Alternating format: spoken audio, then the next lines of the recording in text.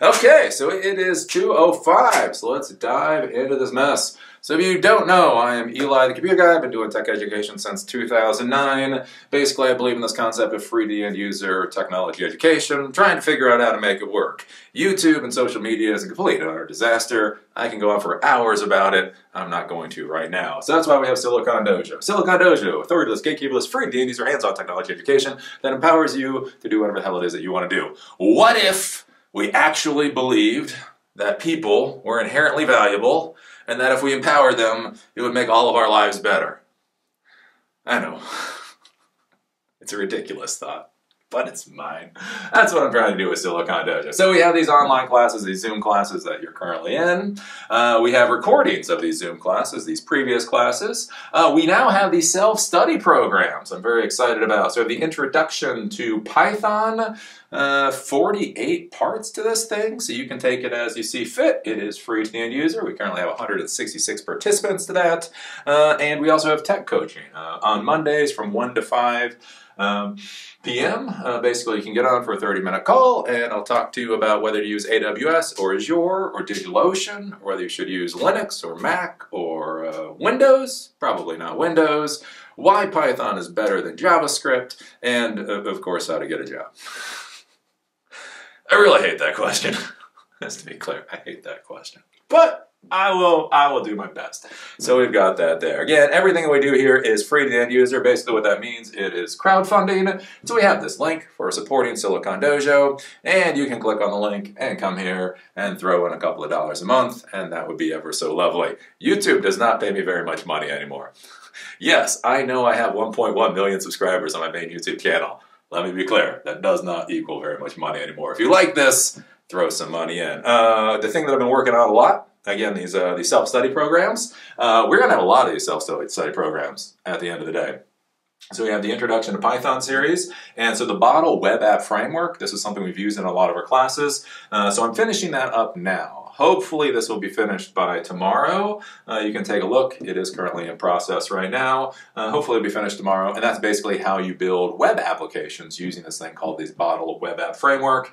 So that'll be done, and then we're going to have more and more and more of these. We're going to have SQLite, JavaScript, God help me, PHP, Linux, and the whole 9 yards. So those are there too. And so yeah, I guess that's what we got. So I guess we got to dive in. We got to dive in. We got to make some noobs cry. Gotta make some noobs cry. It's gonna be a good day. At least I'm gonna have fun. You may not have fun. I'm gonna have fun. So the class for today is basically how to get a job and basically how to get into the tech career field, because everybody wants to get into this career field for some reason. Basically, your mama lied to you, and so you think this field is something that it's not. And everything is probably going to go to hell. That is a big thing to understand. Again, I have done meetings with people. When I talk about doing these meetings, do understand this is not something that just started a couple of weeks ago with this iteration with Silicon Dojo. In 2015, I was with my wife on the road for a year. We were traveling around in a travel trailer, and I figured, hey, I'm going to pretend to actually do something that matters. And it was like, you know what? I'll just meet with people in all these places that I go to, whoever's there, and I'll sit there and have a real conversation. So whether I was in the Adirondacks, whether I was in the Black Hills of South Dakota, holy crap, I had people show up. Everywhere I went, I was just like, you know what, people would show up. And I figured, you know, me being naive, that, you know, one person a week, that wouldn't be too bad. Hey, if one person a week showed up and I had a little conversation, that would make me feel special.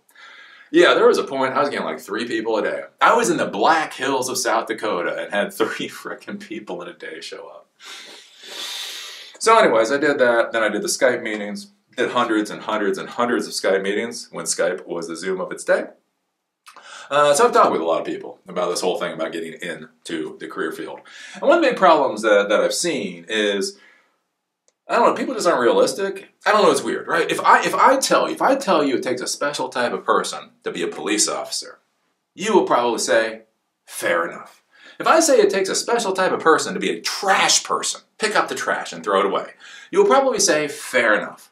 If I say it takes a special type of person to be a computer programmer, you don't know how many people have looked me square in the webcam eyeball. No, you lie, no, anybody can be a programmer.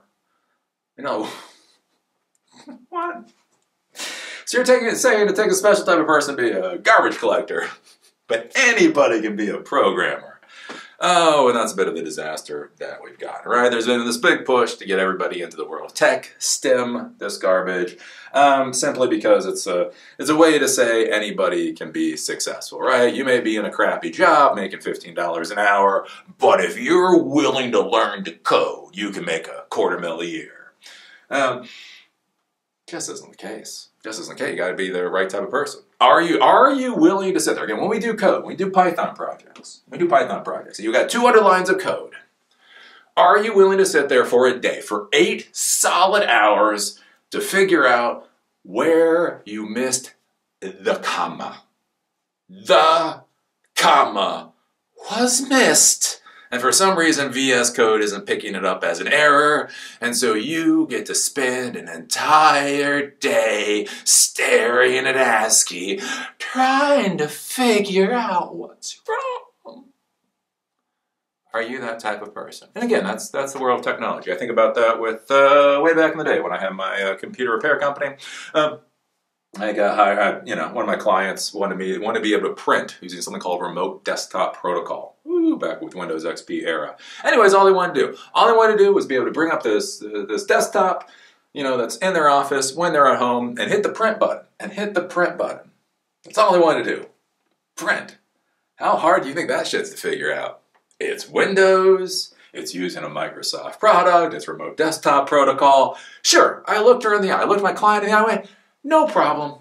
Give me an hour and you will be able to print from home. 2 days later, 16 hours later, I finally figured out what the issue was. That's one of the things you got to ask yourself. Are you willing to sit there and plug along and figure out the problem? Remember our jobs. We do not get paid to punch a clock. We do not get paid to have an ass in a seat. We don't get paid to smile and have fun and all that other horse crap. That's for the HR people. That's for the HR people, the marketing people, and the lawyers. You want to have fun with your job? Go be a marketing person. Marketing people have a ball. They get paid to go to parties. They get paid to throw parties. That's not our job. Our job is to solve problems. If you solve the problem, you did your job. If you did not solve the problem, you failed. Period. Anyways, when we start talking about getting into the tech career field, one of the things I want you to realize is that nobody cares. Nobody gives a damn about you. Please stop pretending that they do. One of the greatest shams of the past decade is this whole idea is that you're a special little frickin' snowflake, flower, and anybody should give a crap about you. Because the reality is they don't. And again, that's one of the big problems that we get to, is we are told by society that you're special, and you're wonderful, and people care about you. And then you go out in the world, and that's just frankly false. That's just not the truth.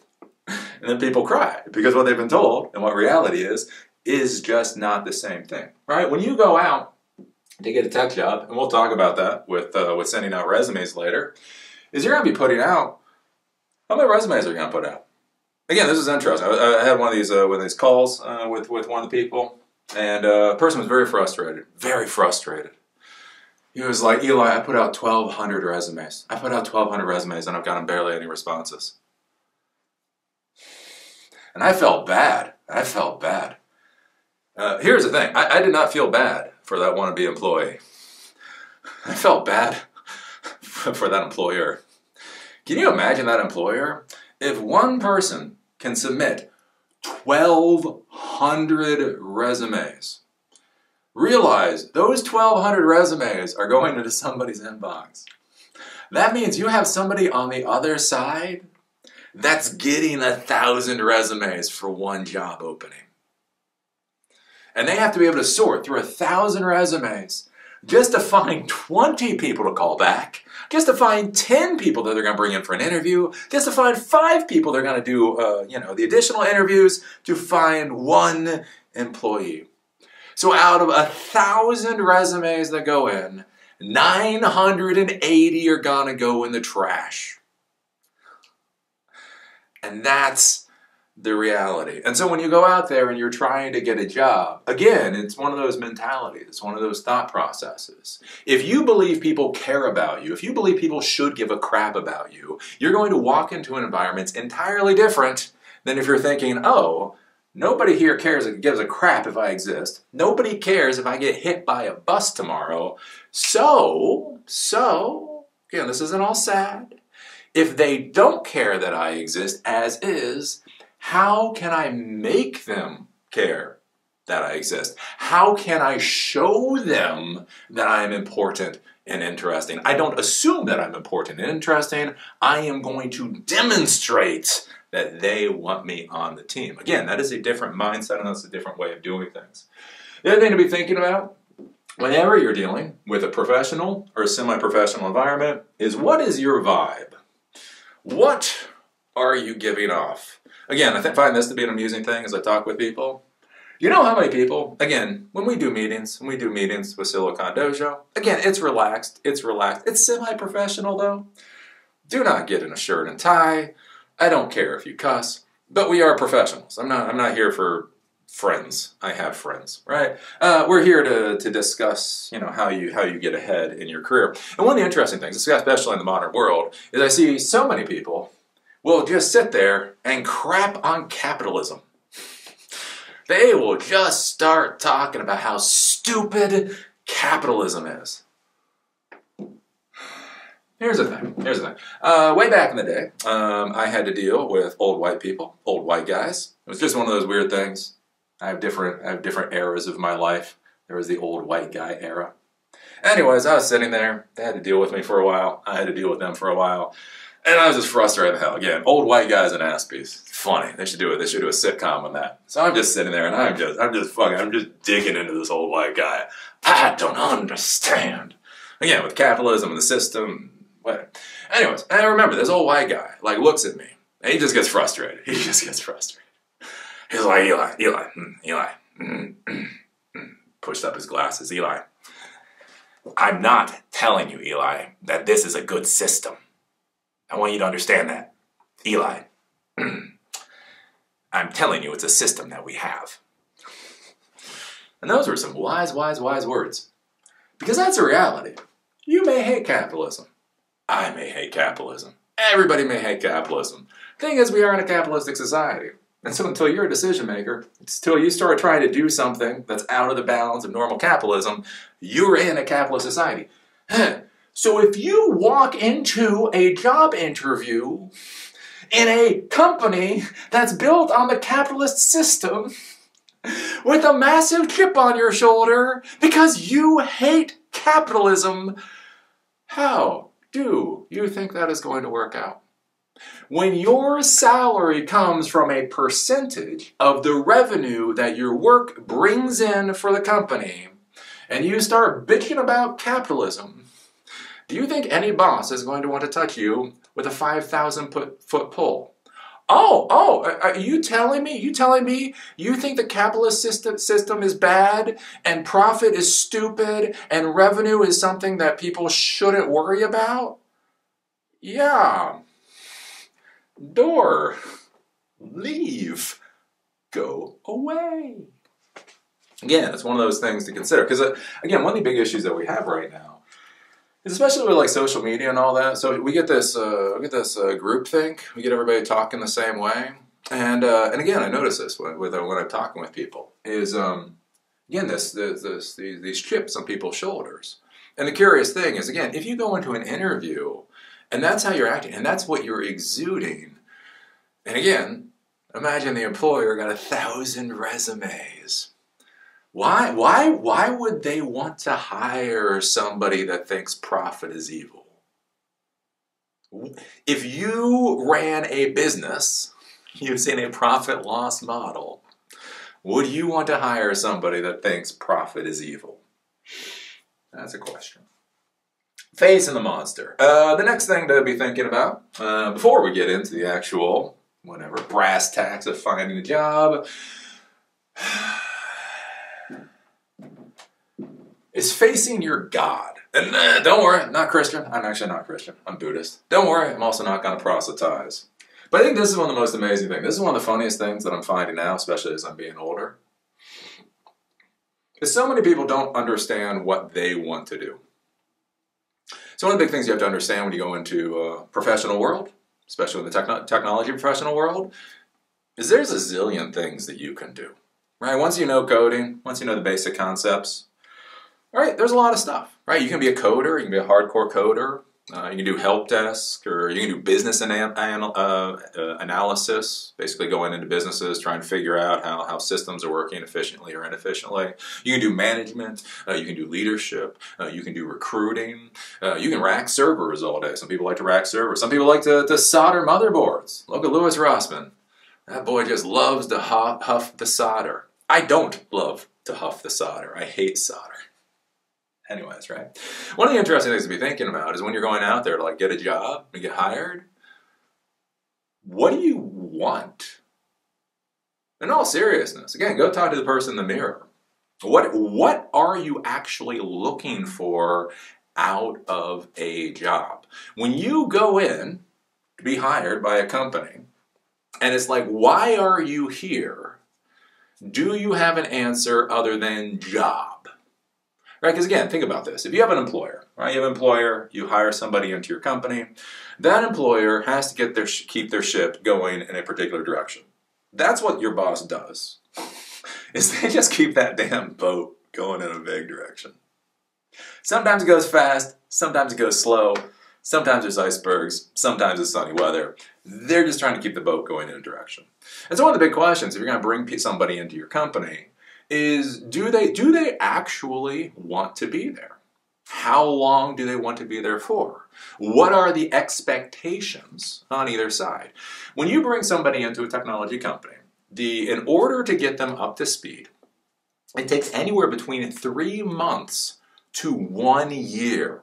In some of the development companies that I've dealt with, it takes a year to get somebody fully up to speed.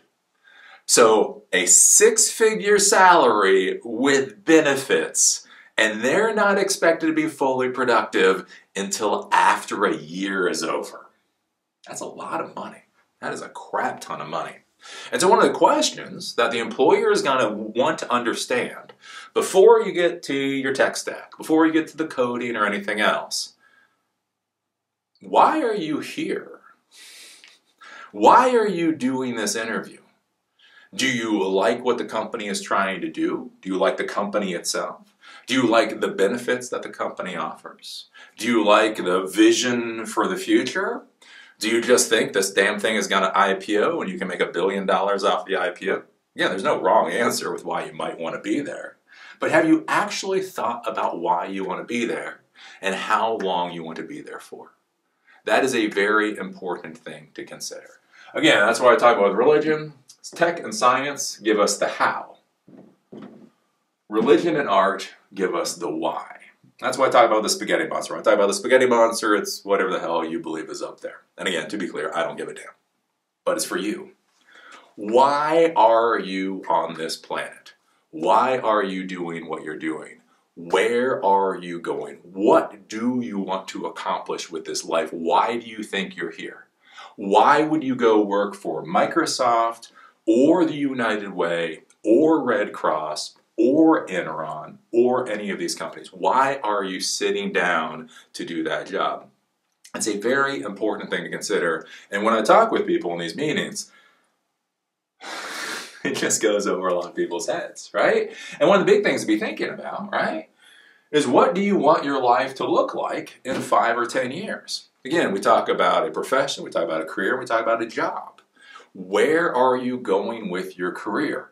How is this job going to get you to where you want to be in 5 years? And how can you tell that story to the person that's going to be interviewing you? Why are you here?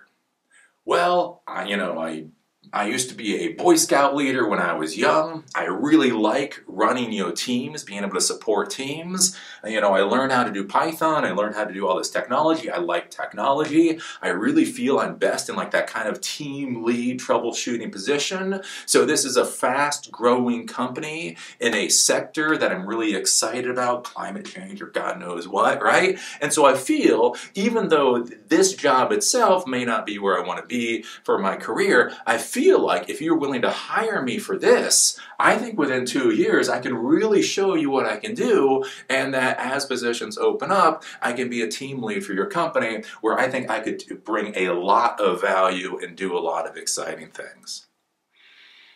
Right? Why do you want this help desk position?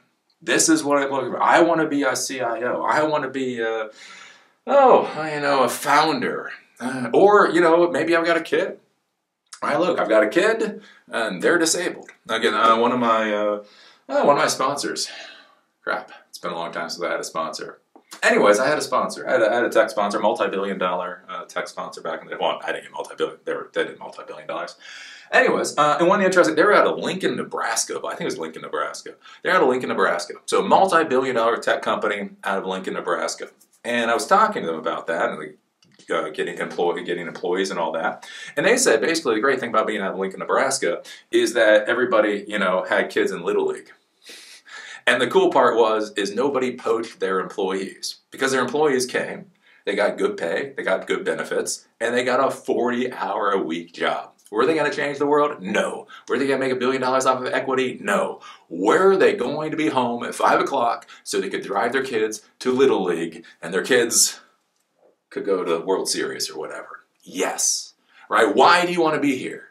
This company is doing a lot of good things. I like doing tech. You have a nice, stable job, right? Everybody I talk to, you're doing a nice, stable 40 hours a week, and that's important to me, not because I'm lazy, but because I've got a family and I've got other responsibilities, so that's why I want to be here. All right, these are things to consider that come long before we start talking about tech stacks and AI and any of that kind of stuff. Why are you here? Where are you going? When you see yourself in 5 years, when you see yourself in 10 years, what does that look like? And so when you're talking to people about getting a job, how does this conversation lead you to the path of where you want to be in 10 years? We talk about education. Again, do you go to college? Do you do boot camps? Do you do self-study? So if you listen to me, if you watch my daily blog, so I used to do a live daily blog show for a long time, started in 2012 with Hangouts on Air. And I used to talk a lot of crap about college. I used to denigrate the hell out of college for getting tech education. And again, I have a college degree. I actually started Everyman IT. I was going through a master's degree program, and I dropped out because it was so bad. And that's how I actually started doing tech education back in 2009. So I used to crap a lot on college. College is crap. It's a waste of time. It's a waste of money. All this other stuff. Then I started talking to you folks. Right? I started talking to you people. And I was like, oh, maybe I didn't see this from the right perspective for some people. Should you go to college? So the question of should you go to college, one of the big things it comes to is, basically, do you know what you want to do, and do you have a path to get there? Because again, you have a lot of 18-year-olds out there, and they want to do computers. Eli, I've been playing with Transformers since I was 4 years old. I've always liked technology. I know I want to do computers. So I'm 18 years old. I don't want to waste my time with college. I'm going directly into computers. So yeah, you should probably go to college. One of the big questions, whether you go to college, is do you know what the hell you actually want to do? And do you know what path you're on? One of the great things about college is it gives you 4 years to figure it the hell out. Again, you go to a school with an IT program or an IS program or a comp sci program. You get to go there. You get to meet other people. You get to learn about what other people are doing. Hopefully they have some kind of job placement or whatever. You can get internships or apprenticeships or that type of thing. You can be introduced to different types of technology. You can go to a database class, and you can go to a web development class, and you can go to a systems class, and you can go to a networking class, and you can figure out what the hell it is that you actually want to do. Again, when we start talking about the tech field, The tech field's big. Again, I talk a lot about crap about Louis Rossmann. Look, I love Louis Rossmann. Louis Rossmann's great. Louis Rossmann's wonderful. But people are like, Eli, you want to be Louis Rossmann? I'm like, no, I do not. I know what Louis Rossmann does. God bless him. I mean, he sits there, and he takes these Macs, and he cracks the back off of them, and he solders components. He makes good money soldering components.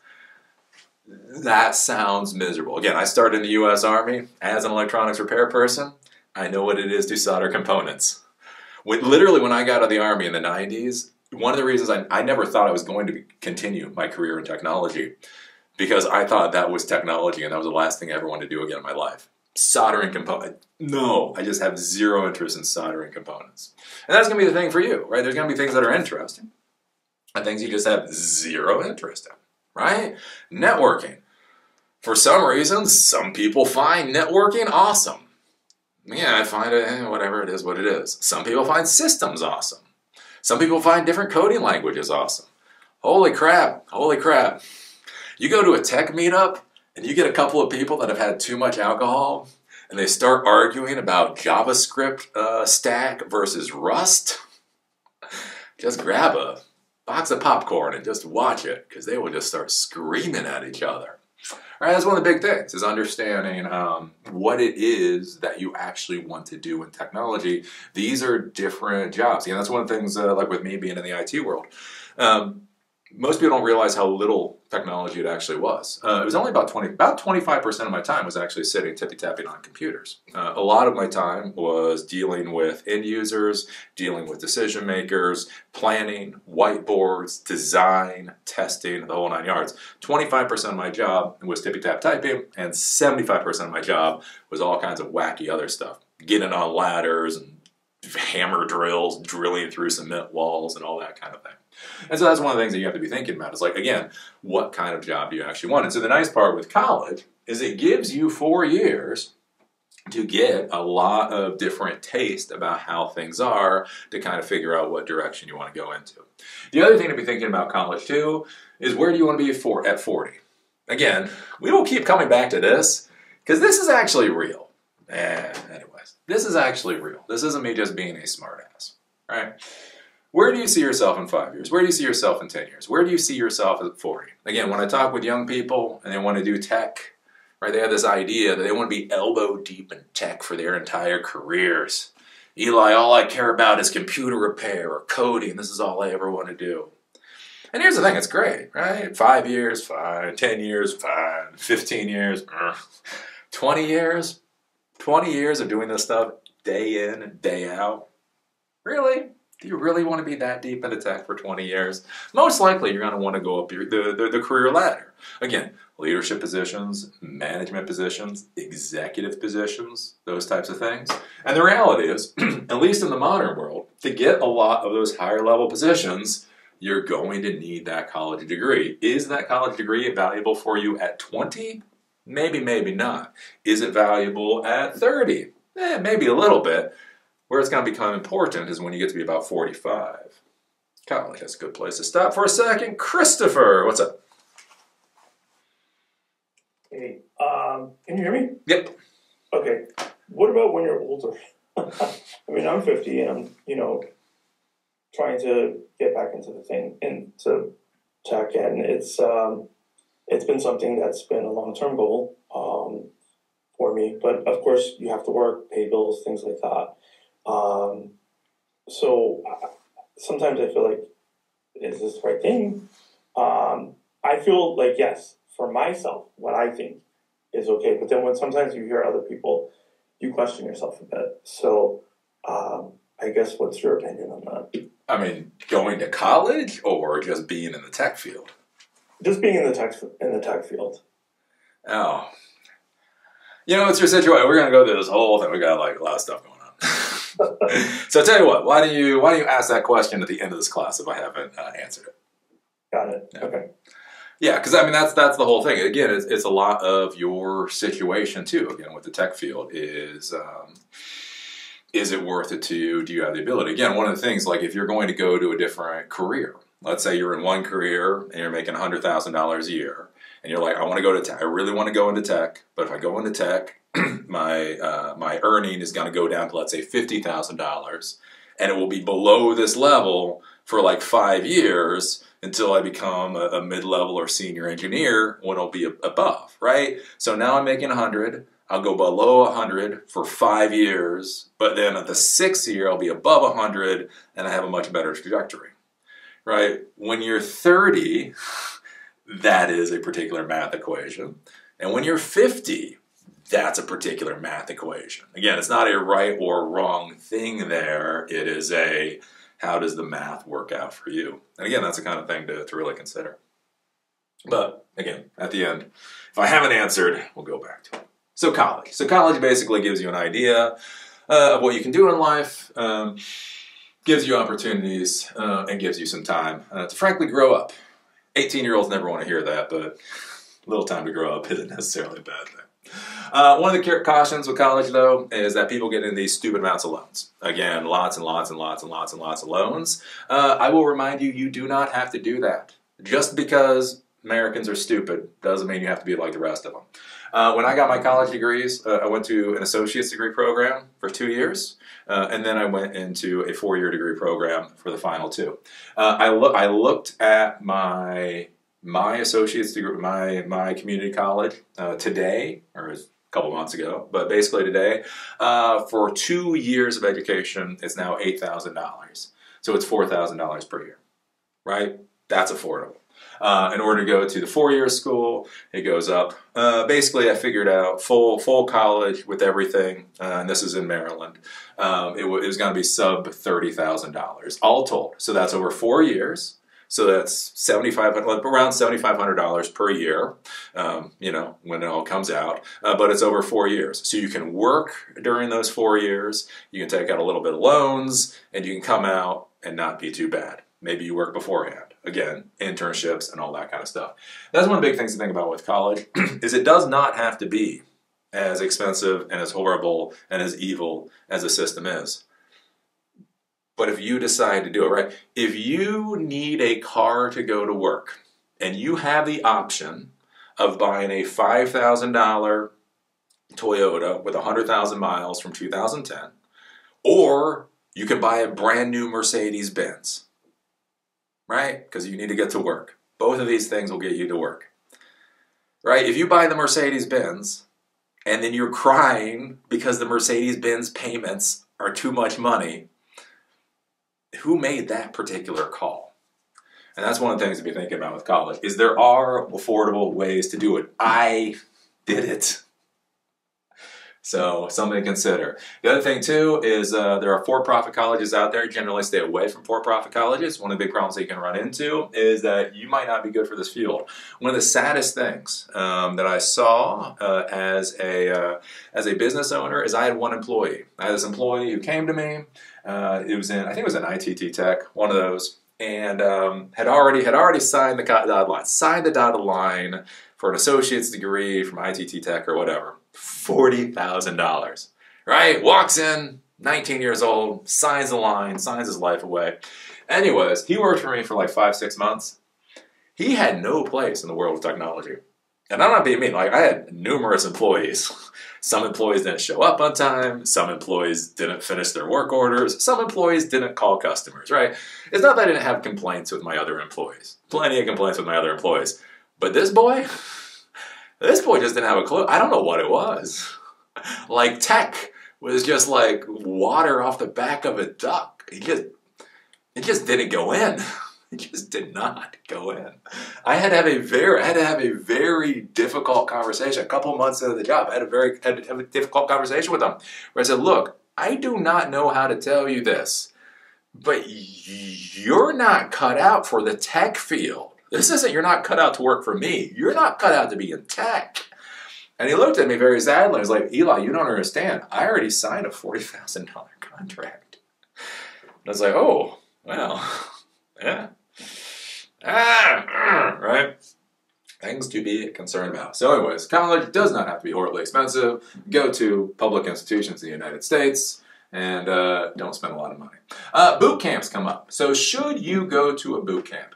Basically, the thing with boot camps that is good is that it will teach you a very specific skill set in a relatively short amount of time.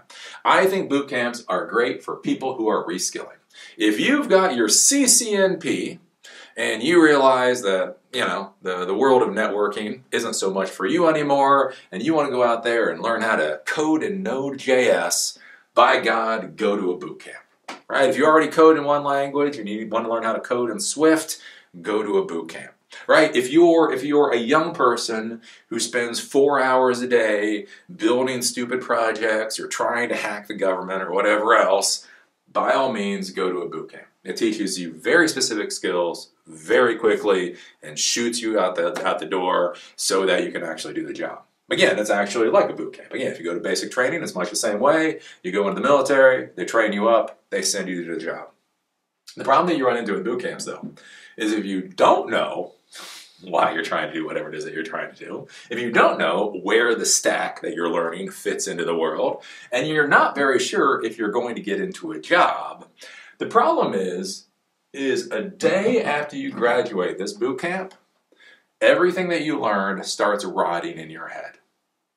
Right? Because if you know what you're doing, again, like if I decide Silicon Dojo, balls of Silicon Dojo, this sucks, I'm going to create an app development company.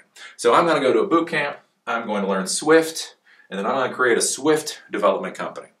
Here's the thing, the day after I get out of boot camp, I'm going to be building Swift apps. Right? Building Swift apps. Can I do this with a Swift app? Can I do this with a Swift app? Right? I'm going to continuously be doing things because I know what I'm trying to get out of this. I know where I'm trying to go, so I'm going to try to solidify my skill sets.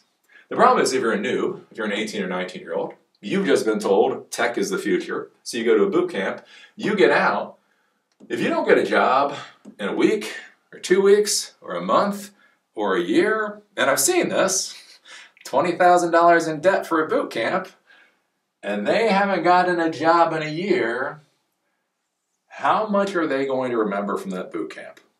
How valuable will that $20,000 of expense be if they don't get a job rather immediately?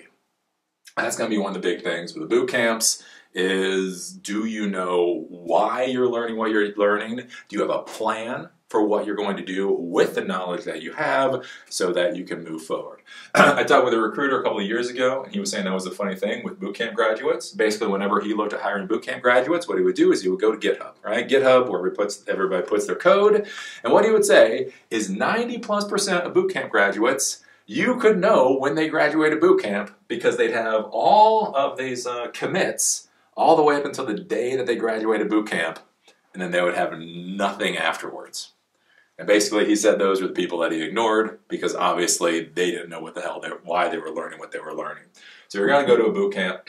Why are you doing it? What is the plan? And finally, self-study. Again, self-study is a lot like boot camp, but again, you have to have a plan for it. Again, a lot of people are like, I'm not going to pay all this money for school or whatever. I'm just going to self-study. Again, one of the big questions, do you know why you're studying what you're studying? Do you know what you're going to do with what you're studying? Do you know where you're going to go with what you're studying? Right? That's a big thing to consider. Any of these things can work for you. Again, goes to your situation. And ami. We have 2 amis. How many amis? How many amis do we got? Okay, so getting a job. So this is the big one everybody wants to ask. It's so sad. I do these meetings. I spend 30 minutes. I've been in this field for 30 years. 30 years.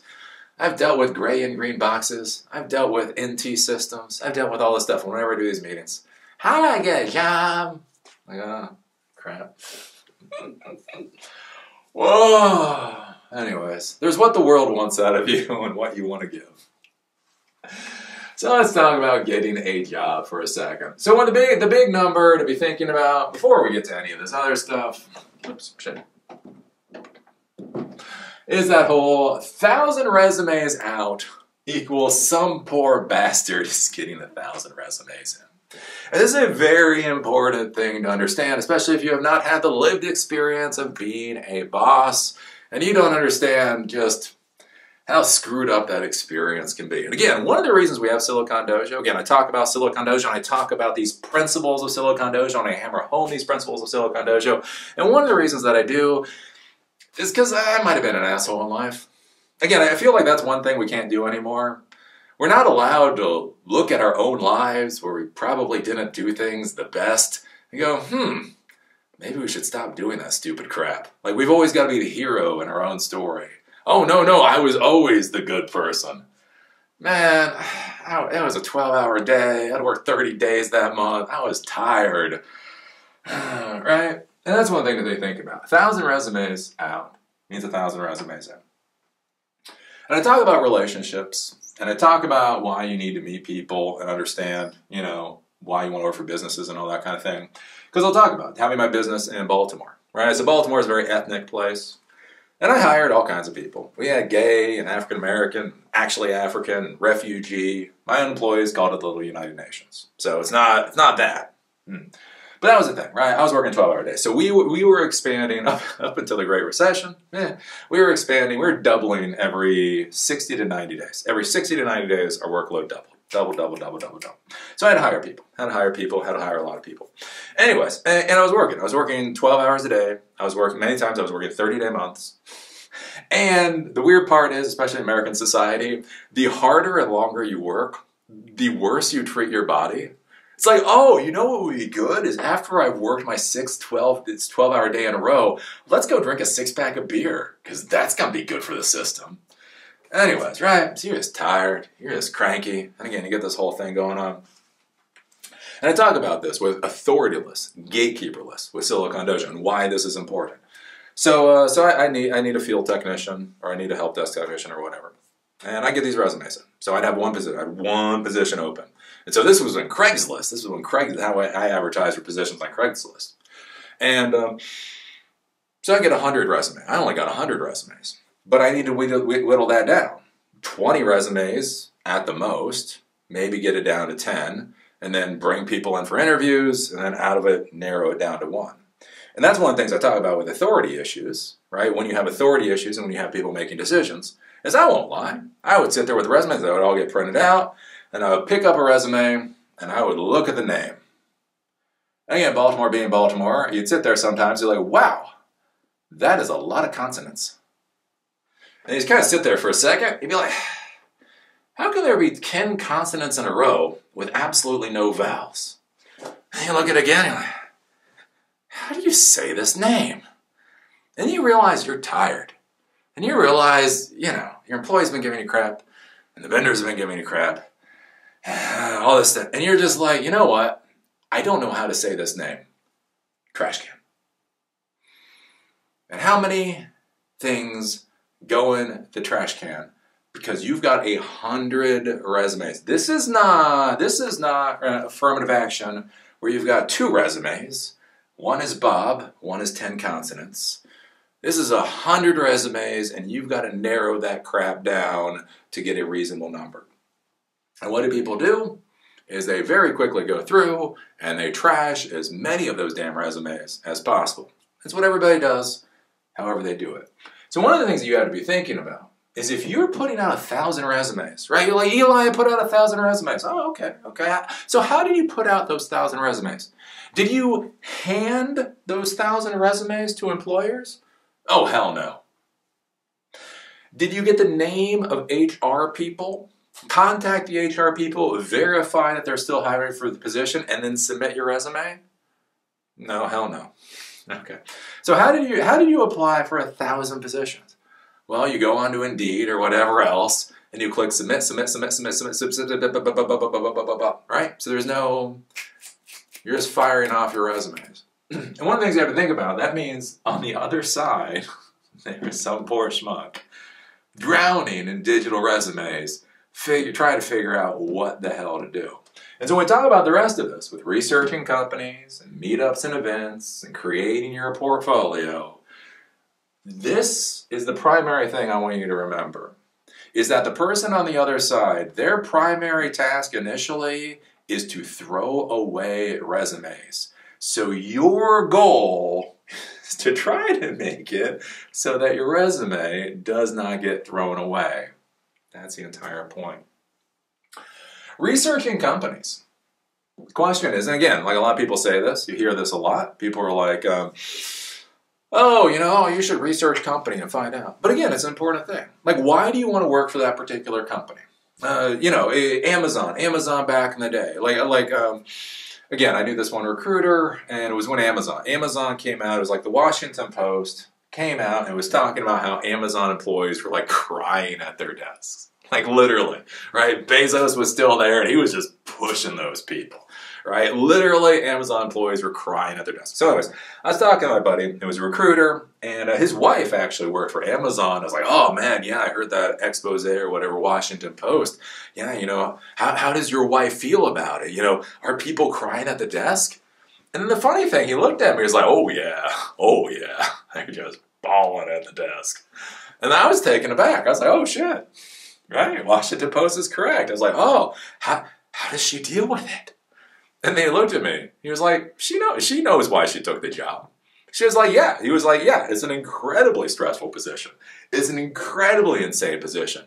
But there is no other place that she will get the opportunities that she's currently getting. The reason that it's so high stress is that the risk-reward levels are so extreme, and so working at that cutting edge is just brutal. And that is why she's there. And that's one of the things you have to think about with the companies. Again, if you're going to go with the government, you're going to go with the government. And you're going to get an adequate salary, and you're going to get adequate benefits, and you're going to be playing solitaire all day. Again, I have a buddy of mine from, back in the day. He had lots of credentials and all that kind of stuff, and it was cybersecurity, but it was like 20 years ago. And he got hired for a contract with this one company. He was making $250,000 a year. So it was like 2005, making $250,000 a year plus benefits. And I was like, wow, how is that? And he was like their head cybersecurity person for this team. And he just looked at me and was like, Eli, yeah, I play solitaire all day. I was like, what? And literally said, yeah, well, here's the issue. He was like, so the contract needs somebody of my credentials.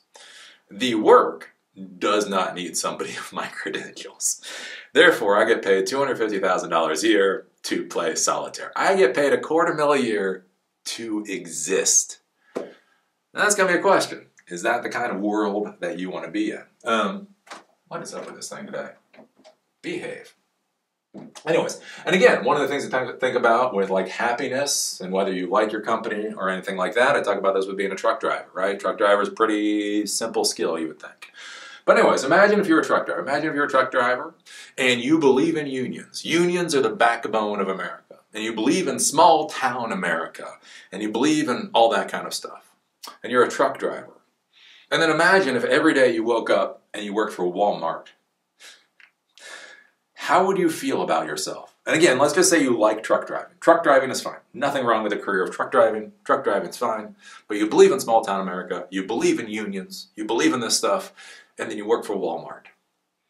How are you going to feel working for Walmart every day? How motivated are you going to be to jump through the hoops that Walmart has for a promotion or whatever else? How excited are you going to be to put in an extra shift just so kids can get more junk from China? Right? Is that going to make you happy? Is that going to make you excited? Are you going to be motivated for that kind of job? Whereas again, you take the exact same person, you take the exact same skill set, and let's say you have a Red Cross truck driver position. Right? Your job is going to be when there's an emergency, you drive bottles of water to New Orleans or Asheville or the Palisades in California or whatever else. Right? You're helping the people that need help. Exact same task, doing basically the same thing. One is delivering water to people in need. The other is delivering, fast fashion to people that are going to throw it away tomorrow. You're going to feel different based off of those types of jobs. And so that's the thing to be thinking about. Is, again, when you go to apply for companies, you go to actually be interviewed and all that kind of stuff. Why do you actually want to work for this particular company? Geography is going to be a big thing. This is weird in the tech world. Again, I get this. People when we do the Zoom calls, I get people from all over the world. I get people from the U.S., Virginia. I understand the job market in Virginia a little bit.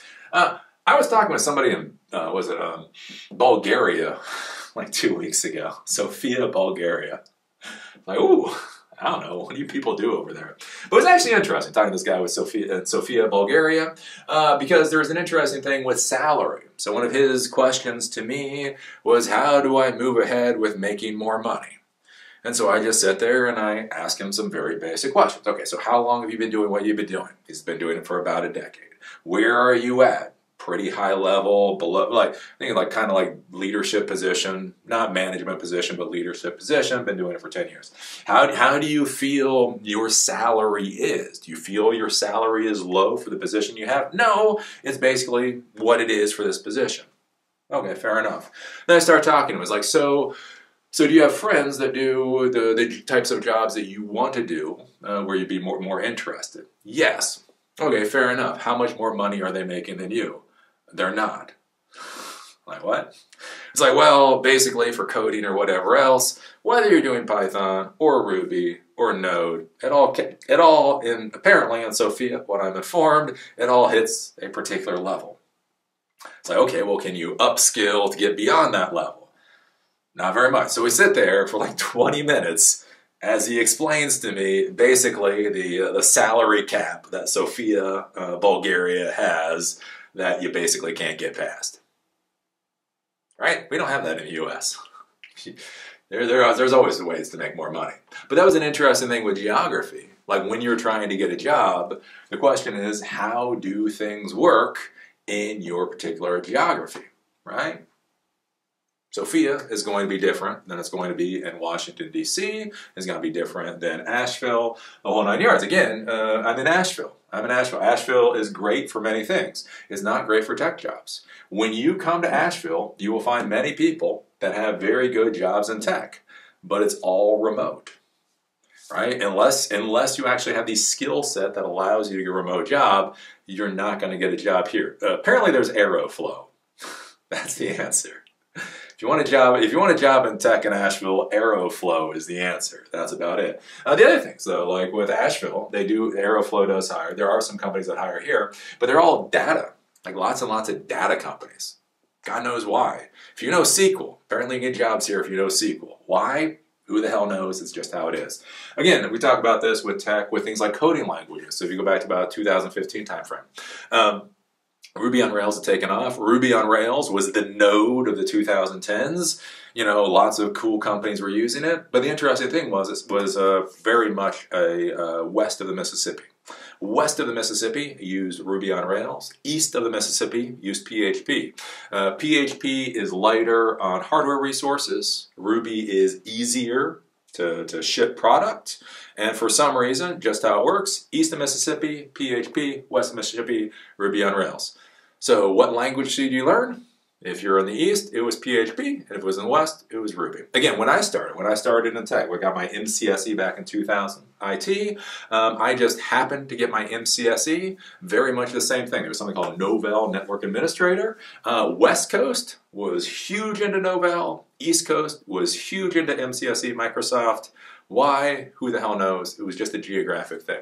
And so that's one of the things you need to be thinking about. Again, when you go up here, right? The point of education is to get skills, right? What are we doing? We are getting skills so that we can solve problems. So the point of education is to get the skills that allow us to solve problems. And depending on what geography we're in, different geographies may want different skill sets. You can only get hired for the jobs that people are actually hiring for. If somebody is hiring for a Node developer and you know Java, that doesn't necessarily put you into a good position. These are things to be considering. Oh, let's see here. And that's why meetups and events are a great thing. You need to go to meetups and you need to go to events. I know what some of you are going to say, but Eli, I'm an introvert.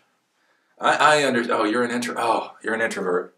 I have an answer for you. Dear introvert, I have an answer for you.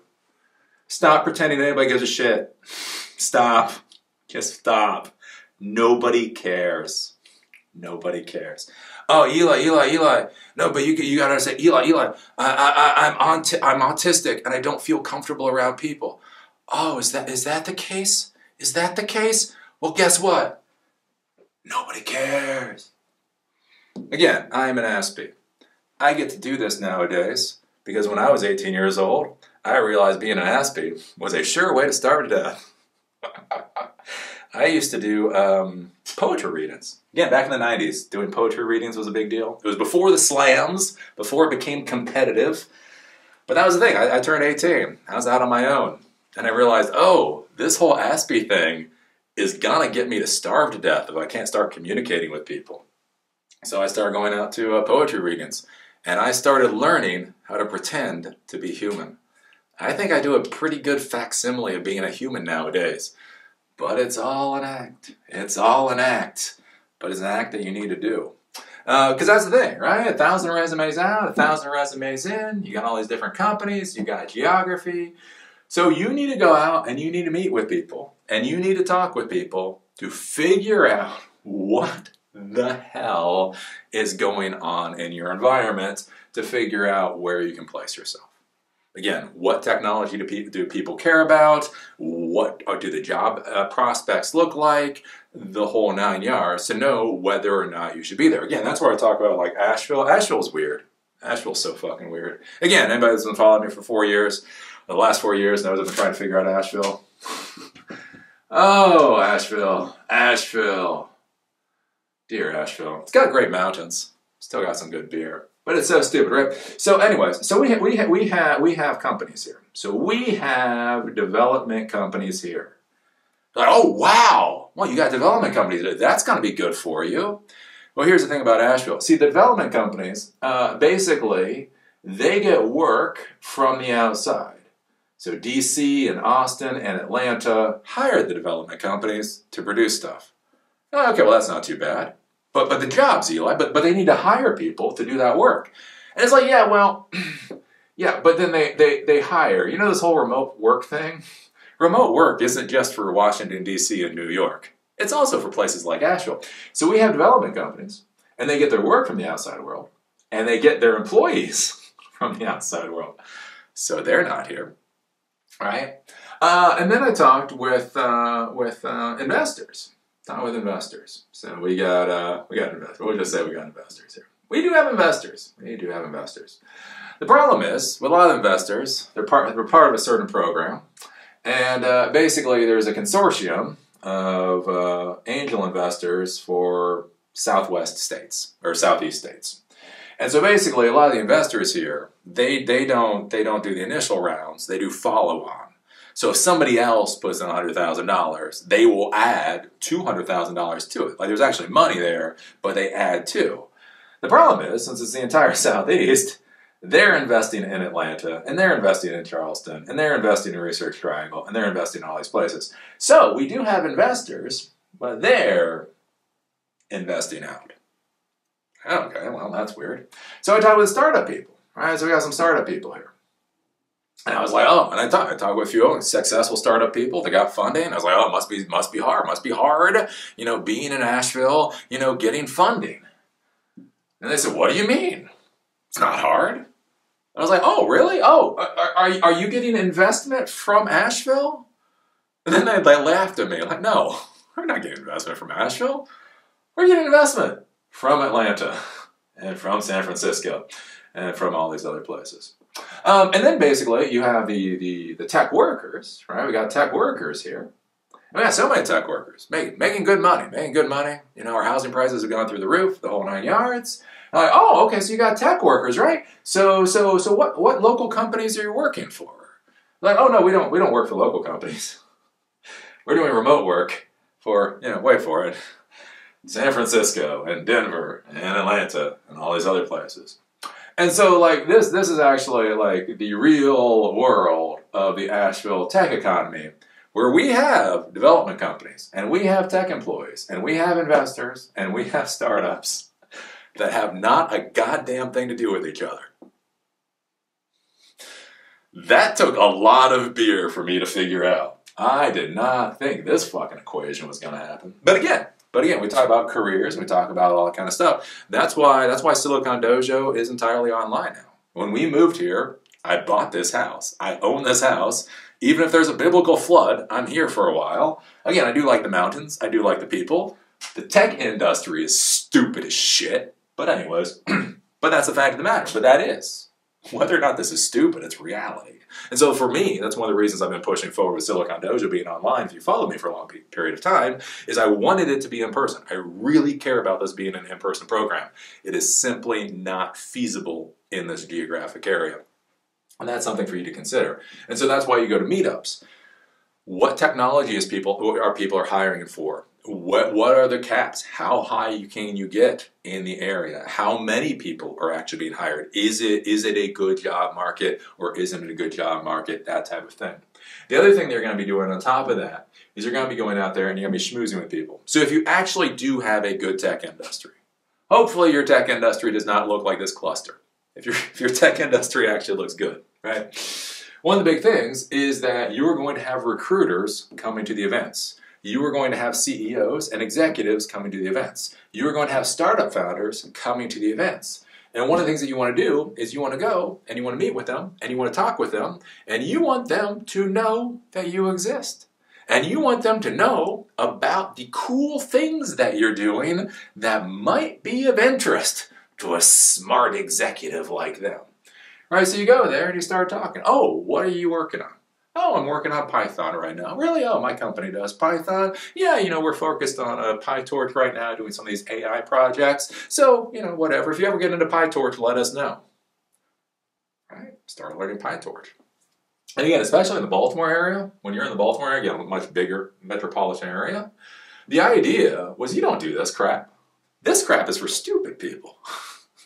This right here, there's 1,000 resumes in and 1,000 resumes out. These are for people who want to be broke their entire lives. What you want to do is you want to go to the meetups, and you want to go to the events, and you want to talk with people, and you want to schmooze with people, and you want to create relationships, and you want to find out what people actually need. You want to figure out whether or not you can provide what they actually need, and do this whole schmoozing process so that people start coming to you and say, hey, we were talking last month about what you're doing. I think our company could really use somebody like you, and so I've told HR about you. This is what I need you to put on the resume. Because that's what everybody asks. Eli, what should I put on the resume? Whatever the person that's about to hire you tells you to put on the resume. Eli, but this guy, I met this guy at the meetup and he's trying to offer me this job. And yeah, he told me to put MongoDB on my resume, Eli. Eli, I don't have a damn clue about MongoDB. What should I do? So the person who wants to give you the job knows you don't know MongoDB, but told you to put MongoDB on the resume. Yeah, put MongoDB on the damn resume. Very simple.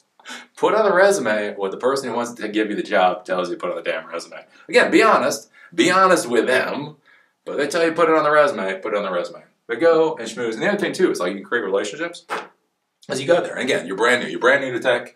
You start your boot camp or whatever else. You start going to these events. And again, initially, nobody cares that you exist.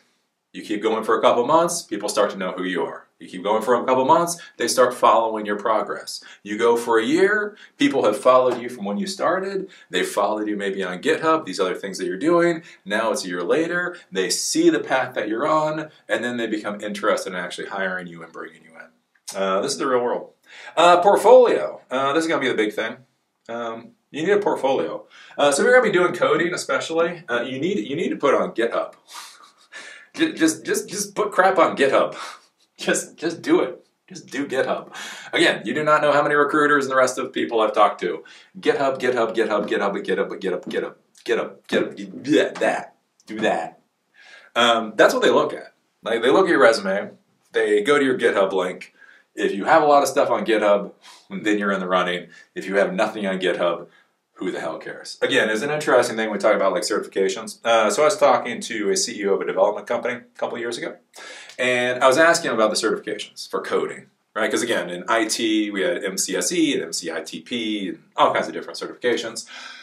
So, there's this rapidly growing development company. They were doing really well.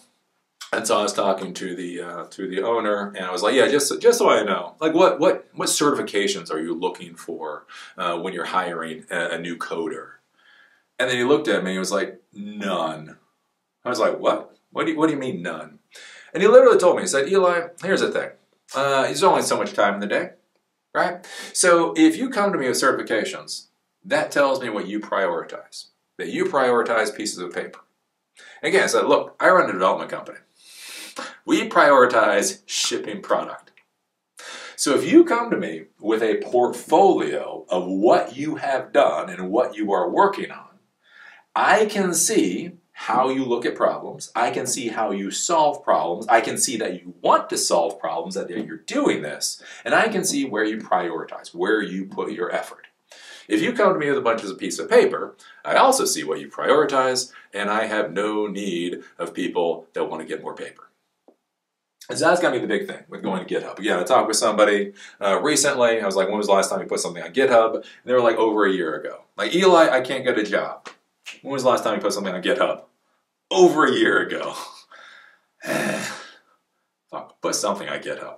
Once a week, put something on GitHub. Again, if you're doing other IT stuff, that type of deal, think about doing blogging. Think about doing videos. Show that you're doing something. The other thing too, like with the whole GitHub and your portfolio and blogs and videos, is that you have something to talk about when you go to people, or when you're meeting people at meetups and events. So it's kind of like, right, if you go to a major sports event, right? And let's say you go and there's a kid and they're in Little League and you're at NBA, I don't know, sports. Anyways, the baseball one. And you're at the big league baseball one. Here's the thing. That little kid and that professional baseball player, they actually have something to talk about, right? So look at me. I'm almost 50 years old. I've got a college degree. I've got all this stuff, blah, blah, blah. If you put me face to face with a Major League Baseball player, I have nothing to talk about, dude. So the weather's nice, right? Because we're not in the same world. We're nowhere in the same world. I don't even understand how the point system works, right? And that's how a lot of people are, right? That's how a lot of noobs are when they go to these events, right? Because they don't really care about the tech. They don't care about the technology. They want salary. They want all this stuff. They don't care about technology. They don't really know why they're learning what they're learning. They still think solving problems with technology is a controversial concept. And so they come to these meetups and events, and what the hell are they going to talk with anybody about?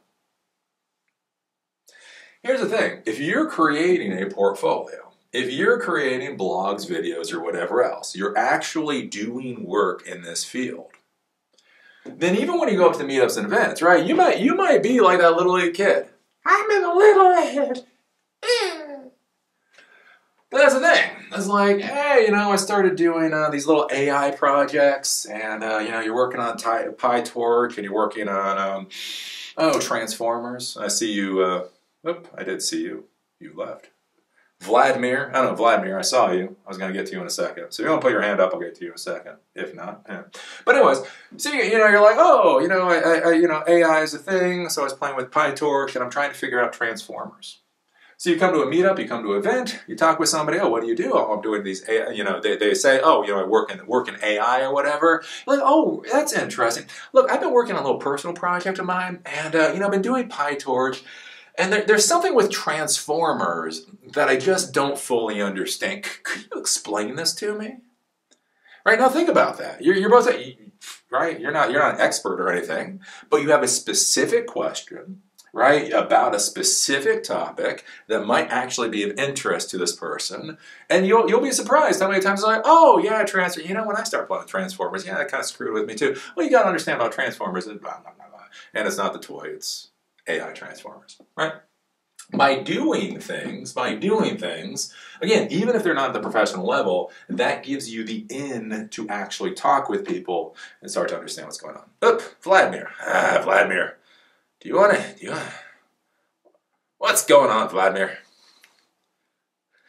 Thanks. So I had a question about the GitHub. So you said it's extremely important to put your content up on GitHub. So my question was about other resources that you could use for as an alternative for that. And do you think that in the future maybe maybe there'll be other ways of showing your work, considering the fact that all of these developing platforms are growing and becoming more accessible to non-tech professionals? That's the premise of my question, I guess. Yeah, it's technology world, things change. They always change. So maybe in the future, I know talking with people now, I mean, it's GitHub, GitHub, GitHub. Whenever I talk with anybody, they just point at GitHub. That's literally it. Recruiters, business owners, the whole 9 yards. The only difference might be, again, like with the blogging, if you start documenting things, like why did I choose PyTorch Vision instead of OpenCV? You might want to go to Medium or Substack or something like that to actually write out a description of why you do certain things. Like you see that a lot with Medium nowadays, where people will talk about how to solve like a specific problem. That pops up for me a lot. Like you're just trying to solve a specific problem in something. And so they'll have written out a long explanation of why they did what they did. So some of those blogging platforms, I would say though like a lot of people want to create their own site, almost like Silicon Dojo. Unless there's a specific reason to do that in 2025, I would highly recommend you use the other people's platforms. Again, because people are already there. Like people are already coming to Medium. They're already coming to Substack. They're already coming to GitHub. And so you already have those number of people, that adoption for people that might actually be able to find your content and be interested in it. So I think that's what I'd say at this point. So yeah, code and that kind of stuff, I'd say put on GitHub, and then any, like I say, like the explanations or any of that kind of stuff, Medium or Substack or whatever you feel comfortable with. Cool. Okay, so there we go. We got blogs and videos. So then we get to getting experience. So this is the big one. So volunteers and internships, building, fixing for friends and family. So again, this is another big one that I get. It's a question that I get with this whole thing of like, how do you get experience? And the reality is, again, for the tech world, experience trumps everything else. Customers are customers. Customers are customers. You would be shocked how similar your grandma and a CEO are at the end of the day. Neither your grandma or your CEO will give you a full description of what the hell's going on, nor will they tell you the full amount of resources they're willing to offer. But after you do 20 hours of work and come back with a finished product, they will both tell you what a piece of crap you just gave them. There is a lot of experience that you get just by doing the work, right? Again, understanding the scope of the project. When you sit down with grandma and grandma asks you to build a website, you're like, that's gonna be easy. Oh yeah, I'm just gonna build a little website for grandma, mama. And then you're gonna sit down and you're like, okay, grandma, so what kind of website do you want? Oh, whatever kind of website you want to build. No, grandma, you told me that you wanted me to build a website. Is this a website for cookies? Oh yeah, well yeah, it's gotta have cookies in it. Okay, grandma, so what kind of cookies are you gonna sell? Well, just like different types of cookies. Okay, well, which type of cookies, grandma? Well, chocolate chip cookies and peanut butter cookies and this cookie and that. Okay. So do you have pictures of the cookies? Well, no, you can just find pictures of cookies. You can just do. Right? People are people. People are people.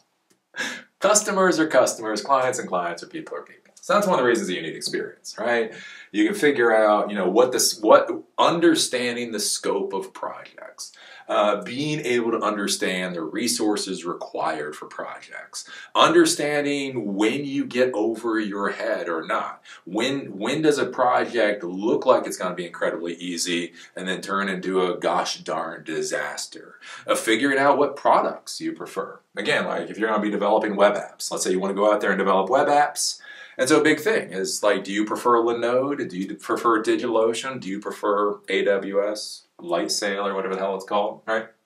One of the big things is actually building stuff, building real things, deploying it, handing it over to the customer, and then have them tell you how horrible it is, right? Those are very important things. Again, a Python function works the exact same way, whether you're doing it for grandma or whether you're doing it for a multi-million-dollar company, right? Again, the API connection may be different, right? You're connecting to a data store of an API. If you're doing it for grandma, you pay $5 a month. If you're doing it for a multi-million-dollar company, you pay $100,000 a month. The reality is the actual API connection that you create is damn near the same, right? These are things to be thinking about. And so you need to get experience. And again, one of the big things that I get from a lot of people when I talk about this, and again, you need to get this experience by hook or by crook. If you can get this experience making $30 an hour, God bless, right? If Facebook is going to hire you as an intern for 90 grand a year, like they did not that long ago, go for it. I will never quibble about that. Here's the deal. If they won't, you still need to get the experience. And what I hear from a lot of people is, again, this whole idea, Eli, I need money. I'm not going to work for free. Eli, why should I work for free and offer all this stuff? Because, as we will say, stop pretending that anybody cares. What businesses want to know, what owners want to know, is that you can solve problems. And so with the GitHub, right, going out there, volunteering, interning, building, fixing for friends and family, that is all stuff that you can put in your portfolio, and you can explain the issues that you ran into. Oh, I see you deployed this product to DigitalOcean and this product to Linode. What did you find the difference between Linode and DigitalOcean to be? Now you can say, well, what I found is blah, right? Oh, I came up with this SMS messaging system. So let's say, again, I'm here, biblical disaster happened in Nashville. So, hey, I was talking to, a volunteer organization around here. They needed a better way to be able to send communication to all their volunteer staff or to specific volunteer staff. And so that's why I used these particular products, right? Be able to explain to that. And again, SQL is SQL, API calls are API calls, the whole 9 yards. Office politics. Once you do get a job, or when you're trying to get a job, office politics matter. Again, I get this a lot from the introverts and the Aspies. Eli, I hate office politics. Okay. So what? Good for you. Now do it, right? People support people they prefer. Again, this is one of the things that you hear is really weird. Again, really weird complaints that you get when you're talking with people. And like, Eli, can you believe that they're promoting people that they like? So, that's a shocker.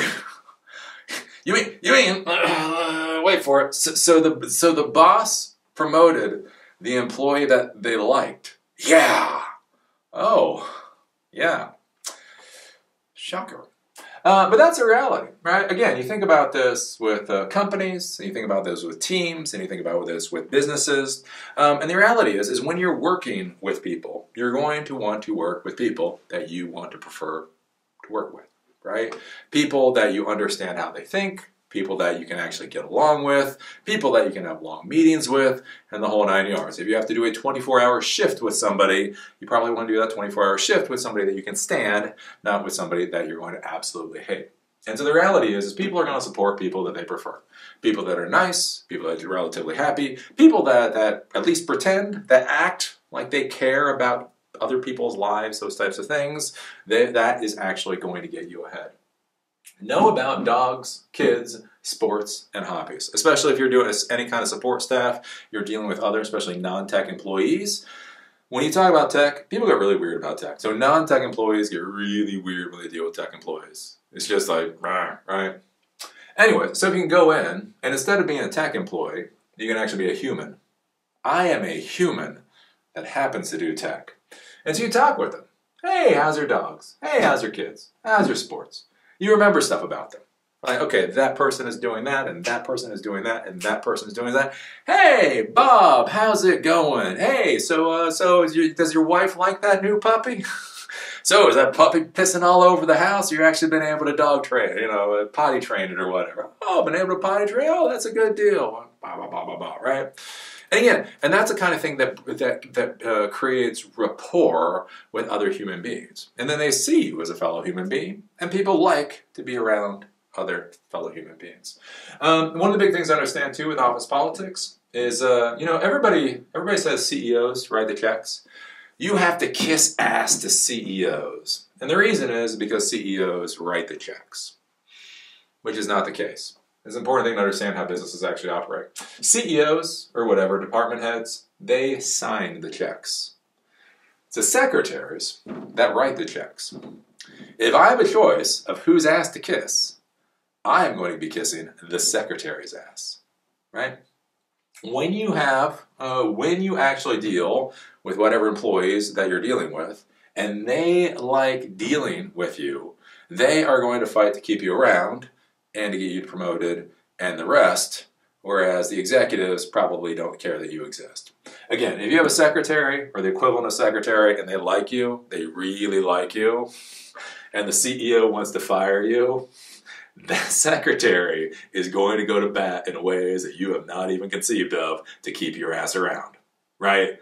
Look, again, with consulting or whatever else, the last 5 consultants were complete jackasses. They didn't know what the hell they were doing. Our systems were down all the time, which meant I had to stay late because everything was screwed up. This person actually knows how everything works. They're nice to me. They know my dog's name. You are not firing them. You are giving them a $5 an hour raise or whatever. This is some of the stuff to be thinking about with the office politics, is when you go in there, actually schmoozing with people and talking with people. Yeah, it may not be sports. I know nothing about sports. I know a lot about people's dogs, and a lot about their kids, and a lot about their housing situation, and a lot about other stuff. That's the kind of stuff I find interesting. And so that's something to be kind of consider when you get into the real world. Again, research for kind of companies that you want to work for, and also, again, the technologies that you want to work with. Again, meetups and events are great ways of doing research, especially depending on what area you're in. So I like the Research Triangle. Again, Research Triangle is a great place. One of the cool things with the meetups there is so there's the All Things Open meetup up in the Research Triangle, and they do a lot of their events actually at large tech companies. So I went to one of their events at Broadband. Did you know broadband.com still exists? Anyways, broadband.com has a beautiful campus I got to go to. So not only did I get to learn about how AI was used by Microsoft in order for their Copilot program, I was also in broadband.com. I got to learn about broadband.com and what they were doing. They had another event at IBM, which was a little bit sadder, which was used to be a nice campus. It's still an adequate campus. It's not as cool as broadband.com though. But anyways, by going to meetups and events, again, you can start to do that research, not just on, particular products, but also about the different companies that are in your area, who's hiring, who's not. You get comfortable, you get the lay of the land, you meet people, you talk, the whole 9 yards. Informational interviews is a big thing for doing research. You would be surprised how many people are willing to go and have a cup of coffee with you. Right? So if you go onto LinkedIn and you look at your area and you narrow down the types of companies that you want to work for, these are the types of companies that I want to work for, you'd be surprised if you ping people on LinkedIn and say, look, I'm doing this informational interview, I'm finishing up college, I was wondering if I could buy you a cup of coffee. A lot of people will actually say yes, especially if you come to them. If you want them to come to you, not going to happen. But if you're willing to come to them, you're like, look, I see there's a Starbucks right around the corner from your office. I don't suppose I could buy you a cup of coffee, get about 30 minutes of your time. I'm trying to figure out how to get ahead in life. The reality is a lot of people would be interested in that and would actually talk with you. So that's one of the things to be thinking about. Or again, when you go to meetups and events, you sit there, you start talking with somebody. So again, you're interested in AI, you meet somebody in AI doing PyTorch or TensorFlow or God knows what. You're like, oh, I've been interested in that. Hey, can I buy you a cup of coffee? Or can I buy you some, a hamburger or whatever? And you can explain to me a little bit better about how you do what you do. That is a way to start understanding more information. The other thing too is blogging, again with documentation. I give this advice to a lot of people. Being real as a content creator is a very weird concept. So I went to Veeam. So Veeam was one of my sponsors years and years and years ago. And anyways, so they had me come out to, they had a Veeam conference. It was just Veeam, which was kind of weird. Anyways, so I was there, and they paid for everything. They paid for airfare, and they paid for food, and they paid for hotel, and the whole 9 yards. And so again, I got like 1 million subscribers and all that, so that doesn't seem too weird. So I'm in the van, shuttle van, coming from the airport, and I started talking to other people in the van that were also paid to go there by Veeam. And I was talking with this one guy, and he was like, oh yeah, I do a blog. I do a blog about IT and stuff. I was like, oh, that's interesting. And so I'm kind of curious. I'm like, yeah, so what numbers do you pull there, in order to have Veeam pay for you to come? And he's like, oh yeah, about 10,000 page views, right, for the whole site. And I was like, oh, okay, so you get about 10,000 page views a day. And then he just like stopped and he paused and he looked at me. He was like, no, a month. I was like, what? Wait a minute, you get 10,000 page views a month and Veeam is paying for airfare and hotel and food and all of that stuff for you to come out and learn more about Veeam. Wow, that's micro influencer, I suppose. But one of the things that you'll find is weird. Again, when you start actually creating things like content, what people are impressed by, the numbers might not necessarily be as high as you think. And so again, when you're doing informational interviews, let's say you're really interested in working for a startup company. You want to work for a startup company in your particular area, but you don't know how to get in. What if you create a blog for startup companies in your metro area? We do all the startup news for startups in our metro area. And then the first thing you do is you rip off like 30 blog posts. I don't give a crap what you talk about. You just talk about something that has to do with startups in your metro area, and you put it out there so you actually got something. And then past that, the cool part is you can start emailing founders or whoever else and say, hey, again, I wonder if I could get you a cup of coffee. I do this blog on startups in our metro area. I'm really interested in talking about your company in our next blog, in one of the blog posts that I'm going to do. Again, can I sit down and have a better idea of what you're doing? And so what that does is that gives you a reason. Again, one of the big things you'll notice is a reason. A reason. Why are you talking with people, right? This gives you a reason to talk with people. It gives you questions that you need answered. So you're not just sitting there staring at them. You're like, okay, so when did your startup start? Okay, so what is the vertical your startup is going for? How do you find investment in there? Right, anyways, right? And then that allows you to learn about them. But they're also meeting you, right? They're like, oh, again, you're a player. I mean, you might be a little league player, but hey, a little league player is still a player. And they start following you. And again, it's a good way to get a job, a good way to get ahead. Why are people coming in? It is an hour and a half after this class started with people walking in the door. So anyways, blogging and that type of thing is a very good thing to do. Salary negotiation. So this is one of those weird things. For some reason, geeks think they're like Wall Street pros nowadays. This whole salary negotiation. Here's the thing, if you're really good at staring at a computer screen for 8 hours a day, you're probably not going to be good at a lot of this stuff. One of the things to think about with salary negotiation is, again, we go back to that whole thing of what the hell it is. What the hell is it that you're doing? What are you trying to accomplish? Where do you need to go? What do you need? It's a very simple question. It's a very simple question, right? How much is your mortgage? How much is your health insurance? How much is your food bill every month? Did you get that $5,000 used car, or did you get that Mercedes Benz? What do you need in order to pay the bills, right? Do you need $3,000 a month to pay the bills, or do you need $30,000 a month to pay the bills? There's no right or wrong answer to this. It's fucking math. It's math. So when you go down and you start talking with people, you start talking about that salary negotiation, one of the things is, again, just your sincerity. Right, again, if you're sitting down with an HR person or you're sitting down with somebody that deals with human beings all day long, they are going to understand you about as well as you understand a computer. Right, again, when I repair computers, it's weird. When I repair computers, I don't have a computer here, I like run my hand over it. It's the weirdest thing in the world. I actually get something from it. Like when a server fails, I'll literally... Ian, I see it. I'll get to you. I'll just run my hand over it. I'm like, ah. And again, it's not being like Neo or whatever. I literally get something from touching a computer. All right? That's the same thing with HR people or whatever else. When they see you when you're sitting down, they will get, again, your vibe. Right? And so one of the big things is when they sit there and they're talking to you about the salary, they're going to get the vibe of whether you know what the hell it is that you need. Right?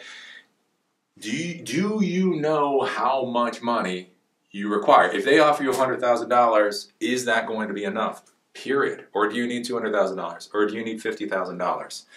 And so this is an important thing to understand with, do you actually know what you need? Oh, Ian. Oh, you went away, Ian. Ian, what's up? You still have a question? Yeah, so this is kind of backtracking a little bit with just the idea of like interfacing between, if you've attended events or you've created stuff, how do you convey that, let's say through a resume, or like if you're going through the HR process where the HR person doesn't necessarily know some of the things that you're doing? Well, then one of the things, like with that, so if you're talking with HR people, then you dumb it down. Right, so you're like, I built this user interface using Swift. It communicates with a database system. I decided to put this on AWS because of X, Y, or Z reasons, and and then you can explain to them if you need a more technical explanation. I'm more than willing to explain that to you. But the thing that you should be thinking about, if you're dealing with non-technical people, before you get into that conversation, think about how you can dumb that down to somebody who doesn't know what a function is or doesn't really understand what an API call is. Something you can say like, so if we're doing a communication API, so Twilio, so I created this little piece of software in order to communication for these first responder teams. We looked at using Twilio, but because of regulatory compliance issues, let's just say Twilio wasn't up to their compliance standard, so that's why I decided to go with this other SMS API service, because they actually had higher compliance. Right, so that's one of the things you can do, is you can try to dumb down how you're talking about things so that they actually understand what's going on. Okay. And then what about, like, for example, if you've done events like hackathons or so, where you've built an app or whatever, yep. How does that get represented in a resume if that's like most of your experiences? So a lot of that is going to be in your GitHub, and so that's the thing where you got to go and you got to schmooze with people. Again, like with your particular area, and see what it is that they actually want in the resume. Because the problem that you're going to get with resumes, and I've seen this, is the whole figuring out what is real and what is fluff. Because a lot of people pad their resumes with a whole bunch of garbage that actually means nothing. And so that's one of the things, is you need to talk with people in your area, again, to figure out what it is that they actually care about. Are there certain hackathons that they know and they care about, and other hackathons that they think is pointless? And then figure out what they care about on your resume. Okay. Thank you very much. Yep. Yeah. And yeah, that's where, like I say, it's talking to people and telling them what to put on the resume. Because I think most of the people that I know in the tech world at this point, again, that whole just shipping out a resume really is a very 2010-ish type thing. If you're just sending out resumes kind of blindly, then the employers are kind of blindly receiving your resumes, and probably not going to go well. Oh, where were we at? Salary. Again, we go back to talking with people and the whole 9 yards. What other offers do you have? Again, have you communicated with other people, and have you either received an offer, or have you been told what somebody would actually hire you at? Right, because that's going to be a big thing. Again, a PHP developer is going to make $40,000 or $50,000 a year. A Node developer is going to make $150,000 a year. The reality is with the skills that you have you talked with people to understand more or less what your value should be? Right. So if you're going out there and you go into these meetups, and you do informational interviews, and you talk with recruiters. And again, if you can find recruiters, they'll talk with you because if they can put your ass in a seat, they make money off of it. And so you can start talking with them, and you can say, look, this is the level I'm at. This is what I'm doing. In the current job market, horseshoes and hand grenades, what do you figure my salary range would be? And yet, if they're not actually hiring you, if they're not actually putting your ass in a seat at the time, they'll tell you what the numbers are. Probably somebody like you, I don't know, maybe around $70,000. You should be pretty comfortable. Probably you can get $60,000. If it's a company that got some extra money, maybe you'll get up to $80,000. But yeah, probably about $60,000 to $80,000. Yeah, that should be pretty solid, right? And you go and you talk with, you don't just talk with one recruiter. Talk with one recruiter, 2 recruiters, 5 recruiters, 6 recruiters. You talk with anybody that you can. And again, the job market changes. Again, it's 2025. The job market is changing, so make sure you keep that information up to date. And then when the company, makes you an offer, And you've been told multiple times. One person tells you probably 60 to 80. Another person tells you probably 65 to 85. Another person tells you maybe 55 to 65, right? But you have that range, again, because it's an idea. And so if they come to you and they say, look, we like the cut of your jib, we're willing to offer you $50,000. And that's just literally outside the range of what anybody has talked about from the low end. You know, I don't think I can accept that. Right? Because you're pretty sure and you're pretty confident. Right? This isn't Wall Street games. It's just everybody you've talked to says your rate should be much higher than that. Right? That's an easy way of doing negotiation. On the other hand, if you go in and they're like, you know what, we really like you, we want to cut the crap, we'll offer you $90,000. And everybody, like every range you've gotten has been below $90,000. That's an easy way to say sold, right? These are the kind of things to be thinking about, like going out there, actually talking with people to understand what your salary range should be, so that when you're sitting there and you're doing these negotiations, it makes life a lot easier. Because again, when the negotiation's happening, again, it is a bit of a bluff. It is a couple people playing poker. And so here's the problem. What happens when the HR person is playing poker and you're playing Go Fish? It's just not going to be pretty. It's not going to be pretty, right? So things to consider there. Other things to be thinking about, again, is like what is really important to you. Again, with that one company that I dealt with, you got off the clock at 5 o'clock every day. So it's like, okay, this company is willing to offer you the low end on what your salary range could be, but you know you're going to be off at 5 o'clock every day. You can talk with employees that work for the company. They have worked for the company for 10 years, and they can say, in 10 years, I've had to do overtime 5 weeks. Right? So yes, it may be on the low end, but you're getting something that also has value, so maybe that makes sense. Again, that's that whole thing. Like a lot of people are like, well, I want the high end of the salary and I want all this kind of stuff. And that's not necessarily how it works. Again, even a lot of these companies, that's where, again, do research on the company itself. One of the big problems that we're having right now is, again, these companies that lie, right? These startup companies that basically they tell you you have unlimited days off, right? We trust our employees, so our employees can take however much time off that they want. But then they load you up on so much work, you can't finish your projects if you take days off. All you have to do is complete your work, and then you can take as much time off as you want. But you have so much work, you can never leave, and then you get into a bit of a crap show. So they told you you get all this time off, and you get $150,000 a year salary, but in practicality, you can't actually use it.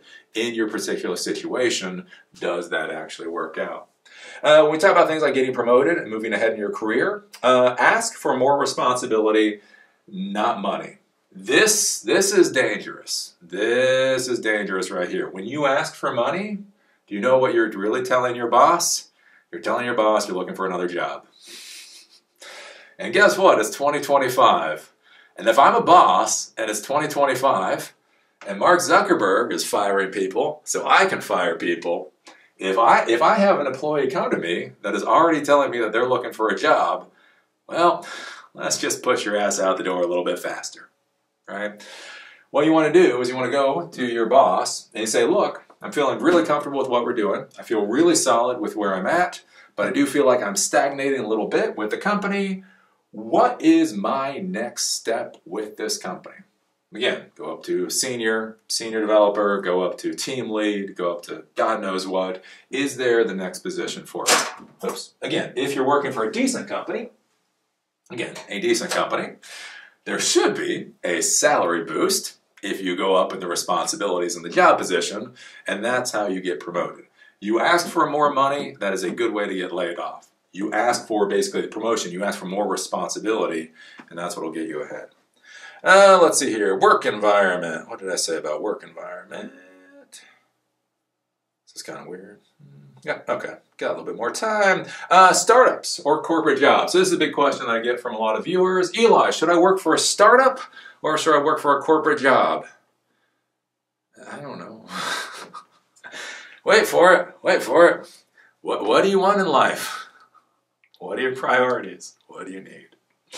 So the thing to understand is people think startups are cool. Like everybody, for a long time, everybody wanted to work at a startup because they all want to become billionaires.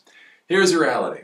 Assume your equity in the startup is worthless, because it most likely is. Again, the amusing thing about the startup world, I was listening to one investor in the startup world. He invested in 62 companies, 62 companies, and he expected 2 home runs that would actually IPO or exit or whatever else, and basically 60 middling pieces of crap. So that means if you worked for one of those 2 companies and you had equity, you would become a multimillionaire. If you worked for any of the 60 other companies, your equity would basically be worth 0. So when you go to work for a startup, again, unless the startup is well down the path. Again, I think about startups a lot of times, 1, 2, 3 years into it. If they're 5 years or 10 years, they just haven't exited. That's its own little world. But you go to a startup, even if they offer you equity, equity is whatever. It's toilet paper. It's basically toilet paper.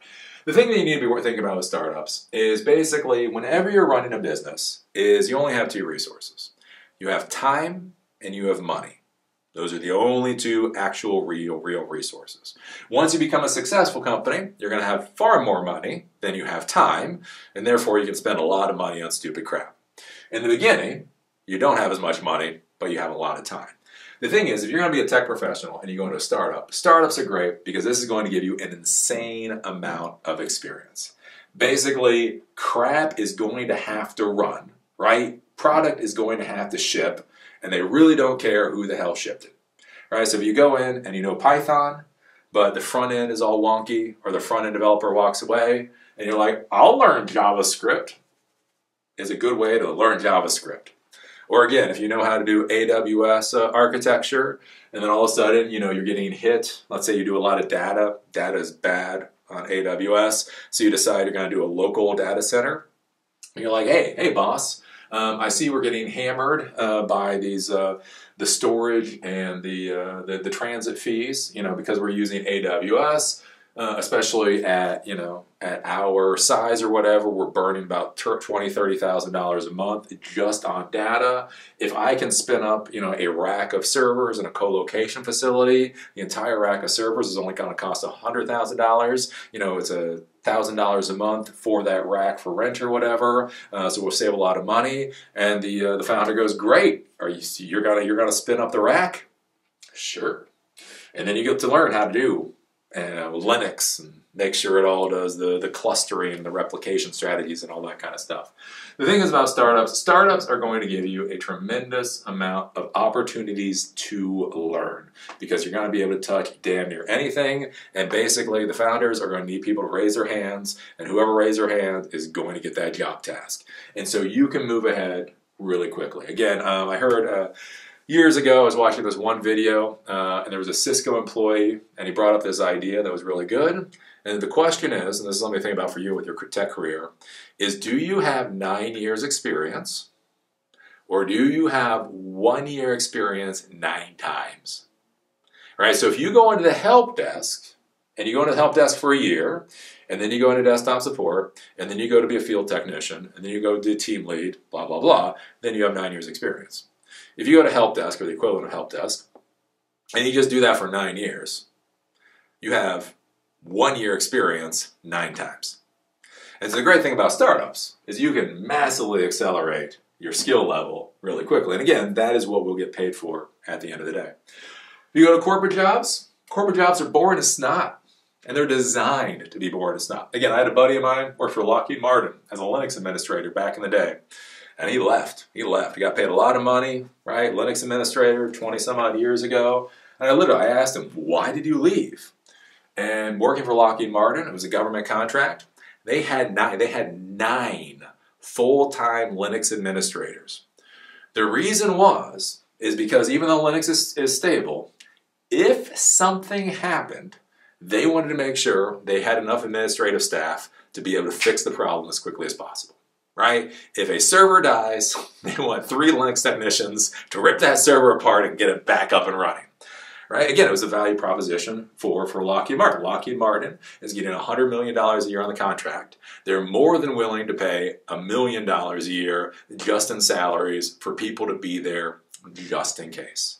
Again, is that a good thing or a bad thing? As a young technology professional, he found it to be absolutely miserable. But again, you got a wife, you got a kid, you have a kid with disabilities or something, you need some good medical insurance, right? That corporate job might be a good way to go. So it's just one of those things. Again, what do you actually want? Stephanie, what's up? All right, so that's the kind of issue that I'm dealing with now. So I'm coming up on the end of my degree. I graduate in the spring, and so I work currently as an NOC technician part-time. Yep. And it's like a notch above help desk, but I still want to have a good foundation of like IT. So I've been interviewing for like MSP companies, and the debate is, do I want to just like learn as much as possible at like an MSP or work for like an internal like IT department? That's like the hardest thing because I want to learn, but I don't want to be like too stressed out, just starting out. So that's like the balance. Also, I don't know how the economy is going to be. So it's just, that's the toss up right there. Yeah. Or do I just want to stay at sorry for interrupting, but do I want to just stay at the NOC level and then try to move up? But I also don't think I have enough like NOC experience because I've only been at my job for like 5 months. So that's the question. Like I said, I'm interviewing currently, and I still have interviews set up, but I'm done. Yeah. Okay. So don't mute yourself until you're finished or whatever. Just to make sure on that. But yeah, I mean that's kind of the question. So MSP, so managed service providers. Anybody who doesn't know, basically they're contract tech companies. Essentially, you're just outsourcing your tech work to an MSP. Again, internal departments are going to be internal departments. So, it kind of depends on the MSP. Some MSPs can be really successful because they can deal with so many different companies. You can get a lot of experience and you can move ahead. So if you want to move up in your career, so as soon as you get a new certification, they may have a slot for you because they're dealing with so many different companies. On the other hand, you do have to be careful with MSPs because a lot of these things are like, old boy network things where, somebody 30 years ago started fixing printers. And so now you look at them and on the outside it looks good. They've got 50 employees or 100 employees. You're like, wow, this is a decent sized company. But they may have had 100 employees for the past 25 years. Yeah. Okay, so my next question is, do you have like any kind of questions or suggestion of questions I could possibly ask like in an interview so that I can like better understand how their organization is run? And if they have, I guess just asking about like proper documentation on their current like workflow and how everything's configured and set up would be a great question in like interviews and stuff like that. Yeah, I mean, you can ask. I mean, whether or not they're going to be honest about things like documents. Documentation is weird in our field. Nobody likes to do documentation. So, like you can ask. I mean, basically, when you're going through it, don't be like confrontational at all. Just be like, oh, out of curiosity. So how does your documentation work? Do you use some kind of documentation system for tracking things? You can ask about licensing. That's a big warning sign. I had a buddy of mine who worked for a hospital. Holy crap, they had like 500 plus systems and they didn't use Microsoft volume licensing. They literally still had CD keys. So in a hospital, when the system had to get wiped and reloaded, he would literally have to shuffle through manila envelopes to find the exact license for that particular computer. So that's one thing, especially being pretty young, being new, that's one thing you can ask. Like, out of curiosity, like, how do you deal with licensing here? Do you use, like, cloud services? Do you use volume licensing? I mean, any of those kind of questions that you can ask. I don't know what response you'll actually get from people, but you can ask it. All right, cool. And that's where, too, like, that's where if you can do the informational interviews before you can actually get the job is also good. Like, again, you can just sit down with a cup of coffee. Because when you do the interview is this weird vaguely confrontational thing where nobody wants to seem stupid. The nice part is, like, if you can go out for a cup of coffee with employees for the company or HR, and that's when you can ask questions like, "Hey, how do you guys deal with licensing?" Like, "Hey, I was watching this Eli, the computer guy, and he was talking about this hospital and how they dealt with volume licensing. Just like, how does this company work with volume licensing?" And then they may say, "Oh, this is how we deal with it," or "We deal with software as a service, so we don't deal with licensing anymore." And again, you get a better idea of how they're doing things. So yeah, that's some of the stuff to think about. And that's where, like, too, like, some of it is like sniff test. Like when you go in and you start asking questions of people, you know, how readily are they able to talk about things, that type of deal. Also, a lot of times with tech companies, again, it goes that whole. Do remember when you're interviewing for a job, interviewing is a two-way street. Again, we have this weird thing in society now. Everybody feels like there's the authority figures and then everybody else is crap. Anyways, it's a two-way street. They have to decide whether to offer you a job. You also have to decide whether you want to take the job. And so one of the things to think about with, like, the tech companies is many times you'll have multiple interviews, right? So you may have the initial interview where you're talking with maybe the team lead or the HR person or whatever else. And so you talk about things on one level. And then after that, especially if you're going to work for a team, you may have 3 or 4 more interviews. And so as you're going through those different interviews, depending on who you're talking to, you can adjust the questions to what you're asking, right? So in the normal HR thing, you just do the normal schmooze. Hey, what does benefits look like? What is work-life balance? Where am I going to be? How much travel is required, that type of thing. You go to the next level, you maybe talk about some different stuff, maybe the stack or whatever. But again, somewhere in there, you may talk with somebody that's more hands-on. And you can say, yeah, just out of curiosity for this kind of company, you know, again, licensing, that kind of stuff. You can ask that. So, yeah, things to think about. Let's see here. Mentors. Oh, another topic that drives me up the wall. You'll notice a lot of topics drive me up the wall. It's only because I've done this for so long. It's lived experience. A lot of new tech people, they have this weird thing about mentors. I get so many people that want me to be their mentor. And I'm like, why? And they literally say, Eli, if you were my mentor, I know I'd be successful. Maybe not. Probably not. One of the big things you have to understand about mentors, and again, if you ever listen to my lived experience, an hour of conversation equals a year of work. Again, in the modern world, people want to talk. People want to flap gums.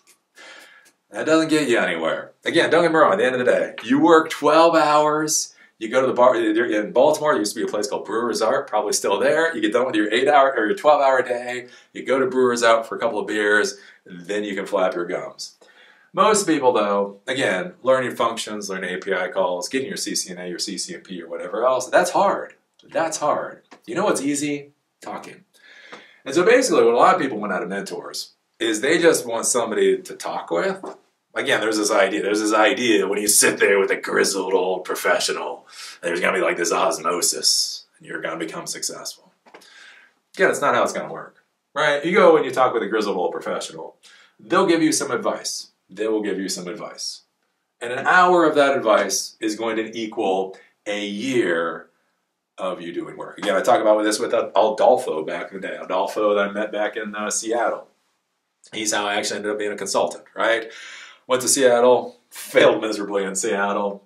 He actually created a telephone consulting company and ran into him, whole long story there, but I talked to him about how he got started, and he was like, well, I printed out flyers, and then I went out, and I handed out flyers, and I started getting business, and then it grew and grew and grew, right? And so that's one of the things, right? It's like, okay, Eli, I want to become a consultant, and I want to create my own business. It's like, okay, well, the first thing you need to do is you need to kind of narrow down whatever product offering or whatever it is that you want to do, and then you need to create flyers, and then you need to hand out 1,000 of them.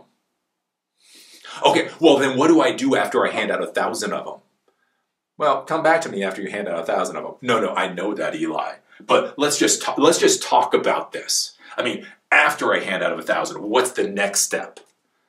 Hand out a fucking 1,000 flyers and then we'll talk about it. No, but. And that's the problem that you get into. is, again, it's like you sit down, you talk with somebody, and they're going to be like, you know what? The future is CCNP. Probably not. The future is Rust. The future is Rust. That might be the future. So you start talking with somebody, trying to figure out where it's going to your career. Somebody sits there and is like, you know, I really think Rust is the future, the whole 9 yards. You sit there, you have this nice long conversation about why they believe Rust is the future. And you believe them. You buy their story about Rust. So then what you do is you go and you take 1 or 2 months to learn Rust.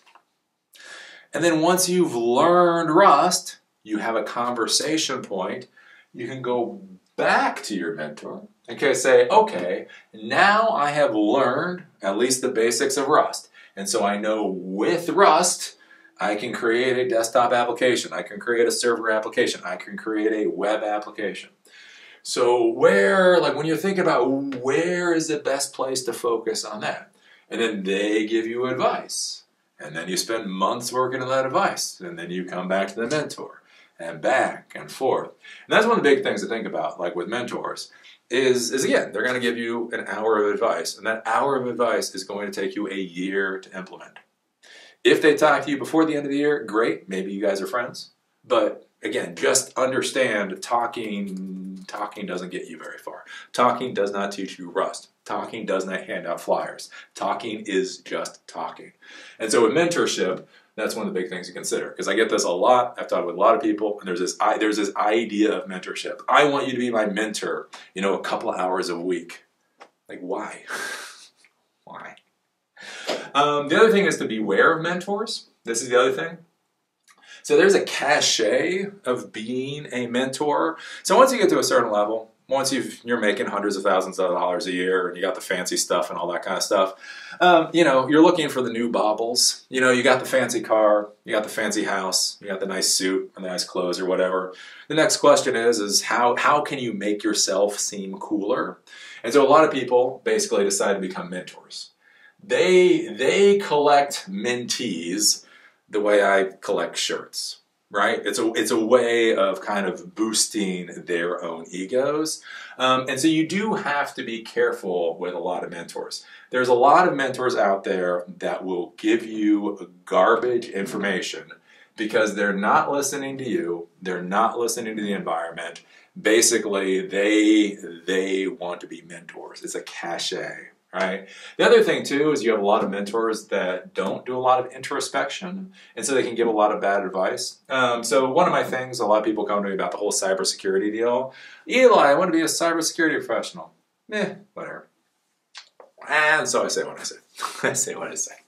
Again, I think a lot of people will be better off learning to build stuff. Learn to build, learn to code, get a job. If you still want to get the specialty of going into cybersecurity, see it as a specialty. An 18-year-old going directly into cybersecurity concerns me on oh so many levels. Anyways, one of the interesting things, like I got a complaint from one of my viewers because he said, my advice was garbage. Anybody could become a cybersecurity professional.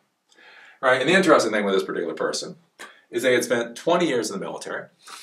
The last 10 years they had been in the military, they had been a special agent. I think they were in the Army. It was like the Criminal Investigation Division or whatever, CID. They then, after 20 years in the military, Army, with 10 years as a special agent, they then did come out and get their master's degree in cybersecurity. They then were in the Washington, D.C. area and were able to walk into a very good cybersecurity job. They then said they had a nephew that they basically walked down the primrose path into, again, another very good cybersecurity job. So obviously, anybody can get into cybersecurity. That was about the time I got a really big headache. I'm like, wait a minute, so you spent 20 years in the military, you had security clearances as a special agent, and you got your master's degree, and you're in Washington, D.C., you got into cybersecurity, and then once you're in that position, you took your 18-year-old nephew and got them a position. I mean, that's great and all, no snark against that, but that's not necessarily something another 18-year-old can do. The other thing too, again with mentors, is a lot of mentors, right, became successful in a previous time period, right? Again, they got their MCSE. I got my MCSE in 2000, or my CCNP in 2000, and I make $150,000 a year. So if you get your CCNP, you can be like me. And it's like, yeah, no, dude, that was 25 years ago. It's called legacy. Just like we have legacy systems, we have legacy employees. Some employees make very good salaries because they've been around for quite a while. When you ask them for advice, they may be giving you advice from about a decade ago. So that's going to be one of the big things whenever you're dealing with mentors and they're talking to you. Again, listen to their advice. Does their advice make sense? Talk to other people. Talk to multiple people that you respect to figure out where their advice fits into the spectrum. Again, it's not about how much money they make. It's not about what their position is. It's not about whether or not they have a YouTube channel. When they give you advice, do the arguments make sense? When you listen to the arguments, do they fundamentally make sense? Can you take those arguments to Google or ChatGPT or other places and validate what those arguments are? Again, even if there's a bias, even if there's an opinion, is there an actual basis to those arguments in 2025 currently now? Or are the arguments based off of, again, stuff from 10 or 15 years ago? Things to be thinking about. Let's see here. Then the final thing, I think this is the final thing, is do you want to be here? Again, being a tech professional, you know, it is what it is. It's not bad. Being a tech professional isn't bad. It's also not necessarily great. Again, it's weird. I get a lot of people like, Eli, I want to be like you. It's like, you do realize I basically sit in my basement all day creating PowerPoint presentations. I mean, it's fine. I don't know. It's not a bad job. Might not be as exciting as you think it is. But that's going to be a big question. Again, do you actually want to be here? Do you want the job? Because if you're coming for the paycheck, if you're coming for the respect you think you're going to get, if you're coming for the job security that you think you're going to get, do you want the job or do you want the benefits of the job? That's going to be a big issue. Again, especially in the technology world, we're here to solve problems. You should have an ROI, right? Either you or the company should have a good idea of what the return of an investment of you is to the company. If they pay you $100,000 a year, they should be getting revenue of $300,000 a year to keep you. If you're getting paid $100,000 a year and you have no idea why you're getting paid, that's just a bad way to go. Toys are not tech. This is one of the things I see with a lot of young people nowadays, and I've seen this for a long time. Again, I had a buddy of mine back when I first started my consulting company, and he talked about he wanted to be in tech. So I was in his apartment one day, and he was like, "Yeah, Eli, you know, I really want to be a tech professional. Obviously, when you look around my apartment, you can see how much I like tech." And then I looked around his apartment, and I saw Transformers, and I saw Gundam, and I saw BattleTech, and I was like, there's no tech in your, what are you talking about? There's no tech in this apartment. There's no servers, there's no Arduinos or whatever. You have BattleTech miniatures. And he's like, no, that's technology. That's how much I care about technology. And again, the important thing to understand is this is technology. Macross is not. And so again, that's going to be an important thing to be thinking about. Is this what you actually want to do? Can you handle the job? Again, our jobs are incredibly stressful, as they should be. Again, one of the reasons we're mean, cranky motherfucking bastards. Let me explain something to you. Let me explain. If you meet a happy technology professional, if you're like, oh, Eli's so mean and cranky all the time, what's wrong with him? Yeah, because the other technology professionals you've been dealing with, basically, they haven't been adding to the bottom line. Right, think about this. If you're a technology professional, what is your job? Your job is to make your company more efficient. Your job is to keep the communication going. Your job is to keep the sales going. Your job is to keep... You are dealing with the core plumbing of your organization. And dealing with the core plumbing of your organization, if you fuck up, your organization gets fucked hard. And everybody knows who screwed up. Everybody knows who screwed up, right? And so there's a lot of stress with that. Again, with imposter syndrome. I have a buddy of mine, again, comp sci degree, done lots of stuff in tech, works for a startup company. They shipped a release they should not have shipped. Oh, everything went to hell. He was the one that pressed the button to ship that particular release. And it was kind of funny. Again, like there is no part I would ever think, him being an imposter or whatever else. And we just sat there drinking beer one day. I was like, Eli, I've just been having a hard time. Like, why? Well, we shipped this garbage code. It's like, well, did it go through audit? Yeah, he's like, yeah, it went through audit. It went through all the checks, but oops. And yeah, he had a bit of a hard time dealing with that because he fucked up. He fucked his company because he screwed up. And that's the reality. And that's one of the things to be thinking about with this. Again, you know, with the stress and with the everything else, again, when, you know, that's a weird thing, especially with young people. You want the responsibility and you want the respect and you want the paycheck, but you don't want the stress. The reason you get the responsibility and the respect and the paycheck is because so much depends on your decision. When you hit that enter button, so much rides on that enter button. Again, I talk about that with one of my buddies. She was working 100 hours a week. She was working 100 hours a week, multiple weeks in a row. My company was migrating. Our CRM solution was a custom CRM solution back in the day. We were migrating from the old server stack to the new server stack. And the naming convention was planets. So they were like migrating from Jupiter to Saturn, and it was Unix. It was Unix. She was a Unix administrator. Anyways, so they had spent like a month doing this migration, migrating all the data from Jupiter or from Saturn to Jupiter or whatever else. Anyways, and so the final thing was she just had to wipe the old server and then pull the fucking plug. Right, all this work, 100-hour weeks. Type in a command line, command, wipe the server, pull the plug. She goes home and she sleeps for 5 days.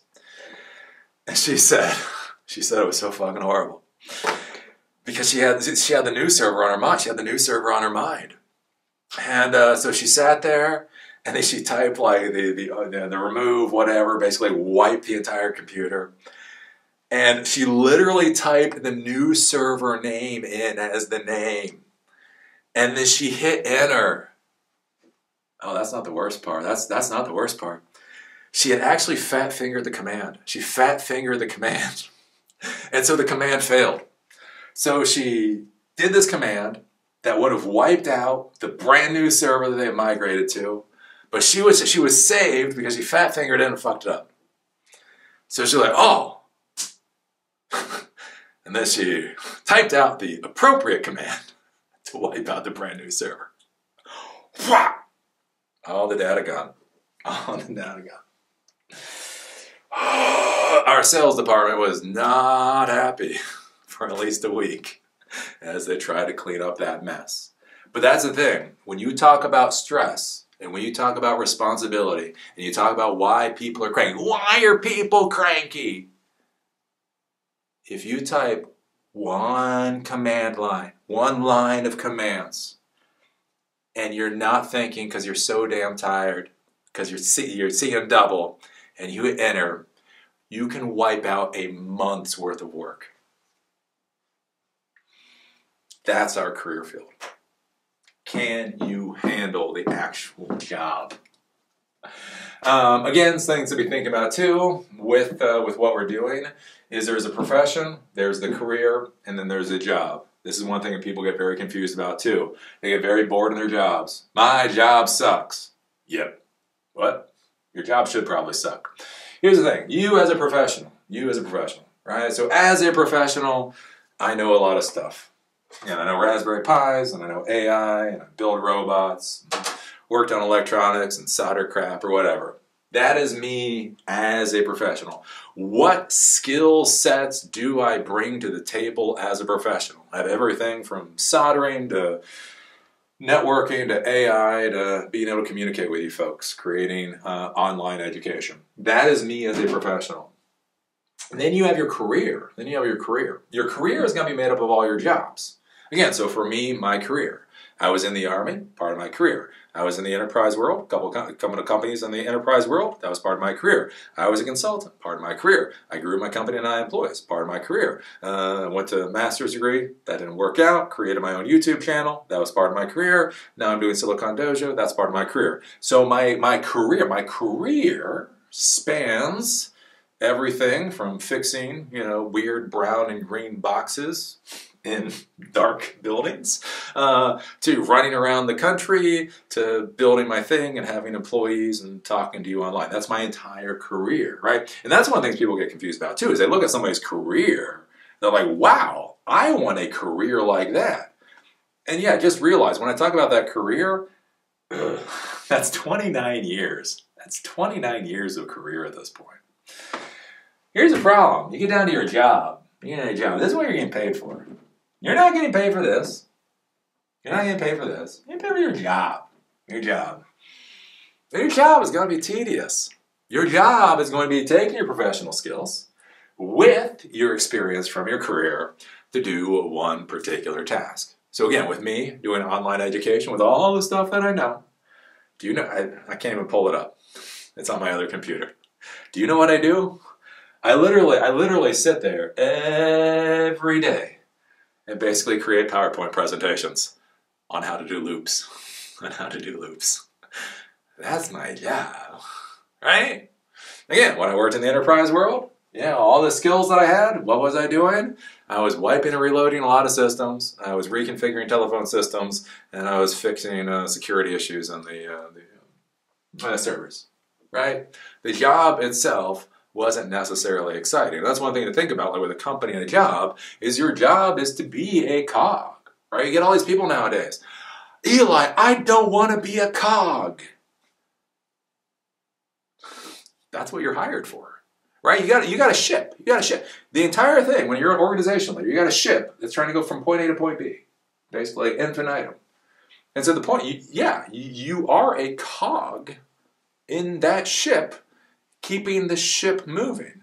So however smart you are and however much experience you have, at the end of the day, you're just sitting there doing the same job day in, day out, and that's the reality. And it comes back to that whole thing of, do you want a job with a company? Is that giving you the benefits you want? Blase, blase, blase. And then the final thing is going to be side projects. Again, I get a lot of complaints from a lot of viewers about this, with the whole idea of when you get done with work at the end of the day, you do need to do side projects. How many hours a week of side projects you need to do? Who knows? I don't know. 5 hours? I'd say 5 hours of side projects a week, but do what you want to do. Basically, you need to be playing with other things. Because again, when we talk about this job, right? You're a cog. So day in, day out, you're going to do what your company needs. The problem is, day in, day out, the value of that skill set rots.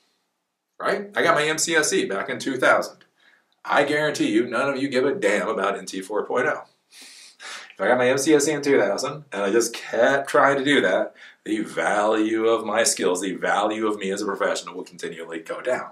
But the problem is, right, so you've got a job, your job is to be a cog. As you're a cog, you're constantly getting worn down in value, so how do you maintain the value of your skills?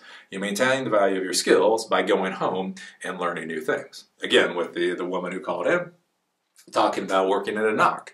Okay, so you're working at a knock, and so the next thing you need to be thinking about is, again, what additional skills you need to be able to increase your value. So Cisco at least used to have Cisco One, which was an API. I do believe you could use Python in order to communicate with the API. The idea is software-defined networking. Not really sure how far that went. But the idea is you can actually use Python or a programming language to be able to communicate with the management layer of your networking stack in order to, in real time, be able to change the configurations of your networking stack to do different things. So you go in, you're with your NOC, you're doing whatever. So at night, you go home, you learn a little Python, you learn how the Cisco One, or whatever it's called now, the Cisco API works, and then that is a way to maintain your value and increase your value as you go. Again, if you're going to try to get that next higher job, right, if you want to move up the career ladder, you need to be able to take that next rung of the career ladder, right? If you're a help desk technician and you just go to work every day, and then you go home and you don't learn anything else, how are you ever going to get to a junior coding position, or a mid coding position, or a desktop support? God help you, right? You need to go home and you need to be adding to your skill set. Again, it's that whole thing with investment. You know your value. You know your value, right? You're valuable. What does it say to an employer if you are not willing to invest in you. If you do not even believe in the ROI of investing in you, why in God's name should a boss invest in you? So there you go. There are some things to think about. There are some things to consider for getting a job. And the big one is, I know it sounds crass, I know it sounds horrible, but it really is true. Stop pretending that anybody cares.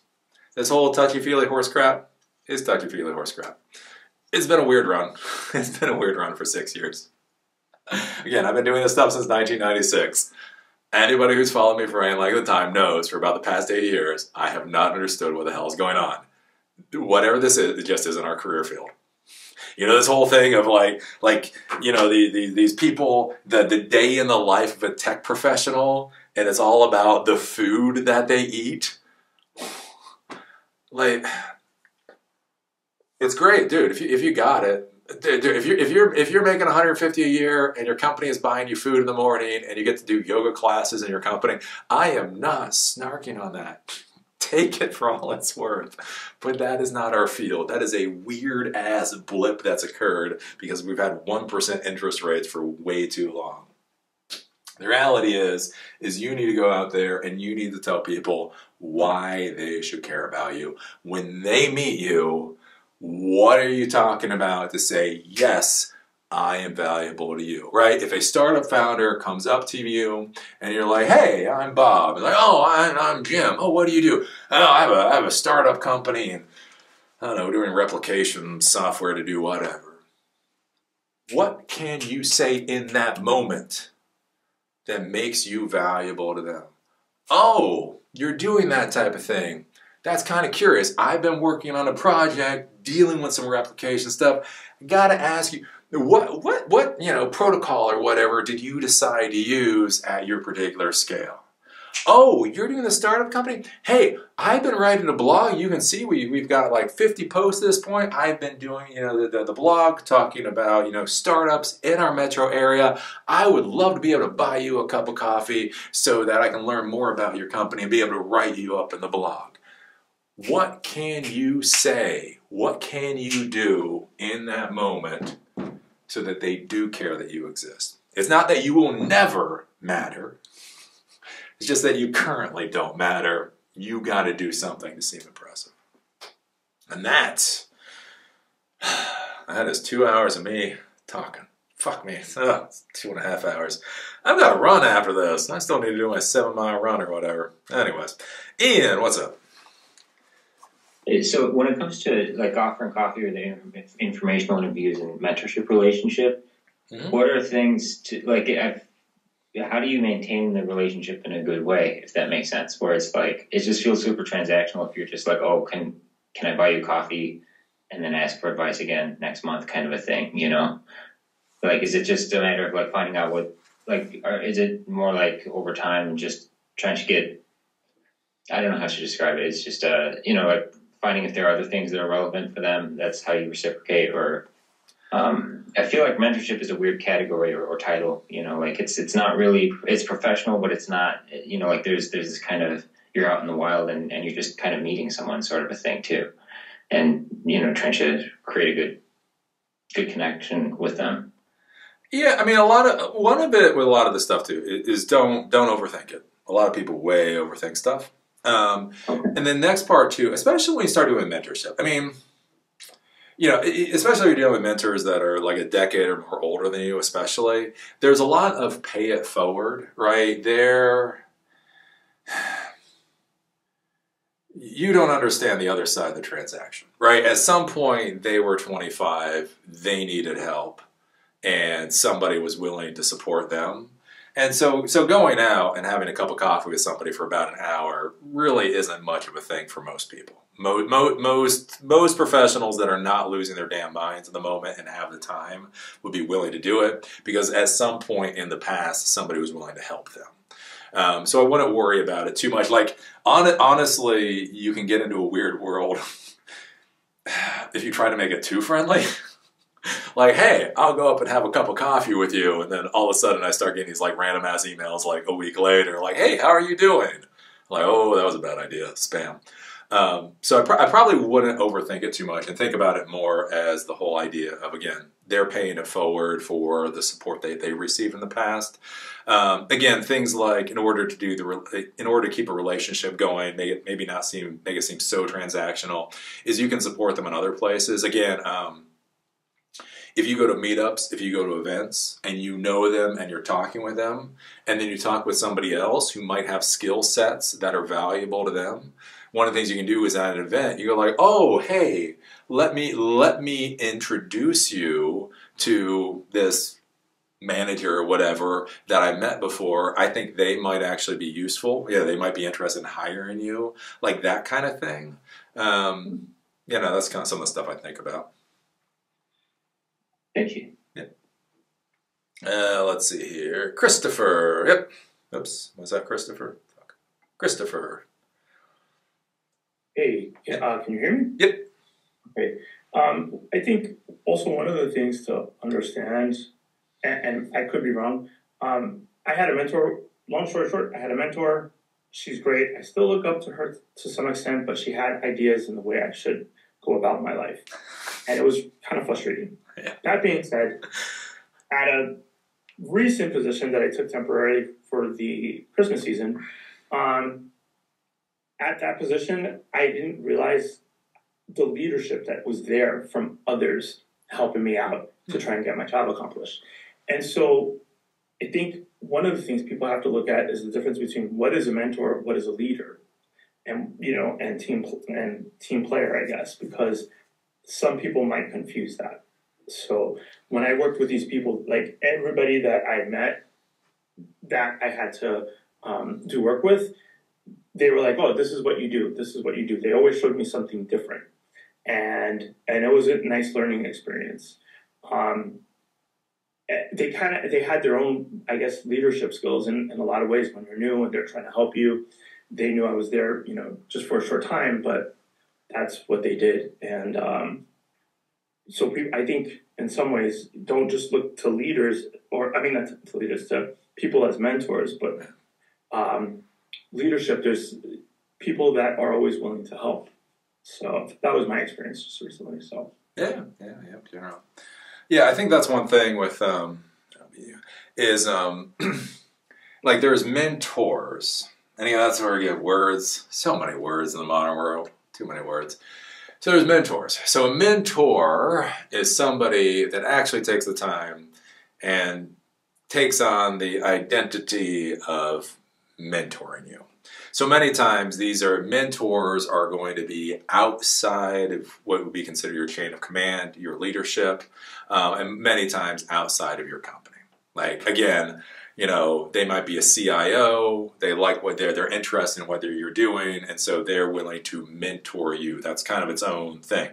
Now, as a leader, right, your leadership team should offer mentorship. So mentorship is just part of the skill set of being a leader, of when your team is doing weird shit. Basically sitting down and explaining, like, part of mentorship, not a mentorship, is explaining why the company does what it does, right? So you're going to have rules. You're going to have, like, these are our standard operating procedures, or SOPs. And so you as a new person may look at the SOPs and have no idea why the hell it is you do what you do. And so part of mentorship as a leader is like, hey, I see you seem a bit confused with our SOPs. When you get done with this particular work order, why don't we go grab a cup of coffee in the break room and let me explain to you my lived experience of why we created these rules. May seem stupid to you, but I swear to you there's a real reason for it. And so that's mentorship. And again, so yeah, that should be part of leadership. So yeah, I think that's one of the things too, is like talk with people, talk with people. If you need help, if you need support, again, don't be needy, don't be like, but just say like, hey, why do we do what we do? Hey, can I get a little help here?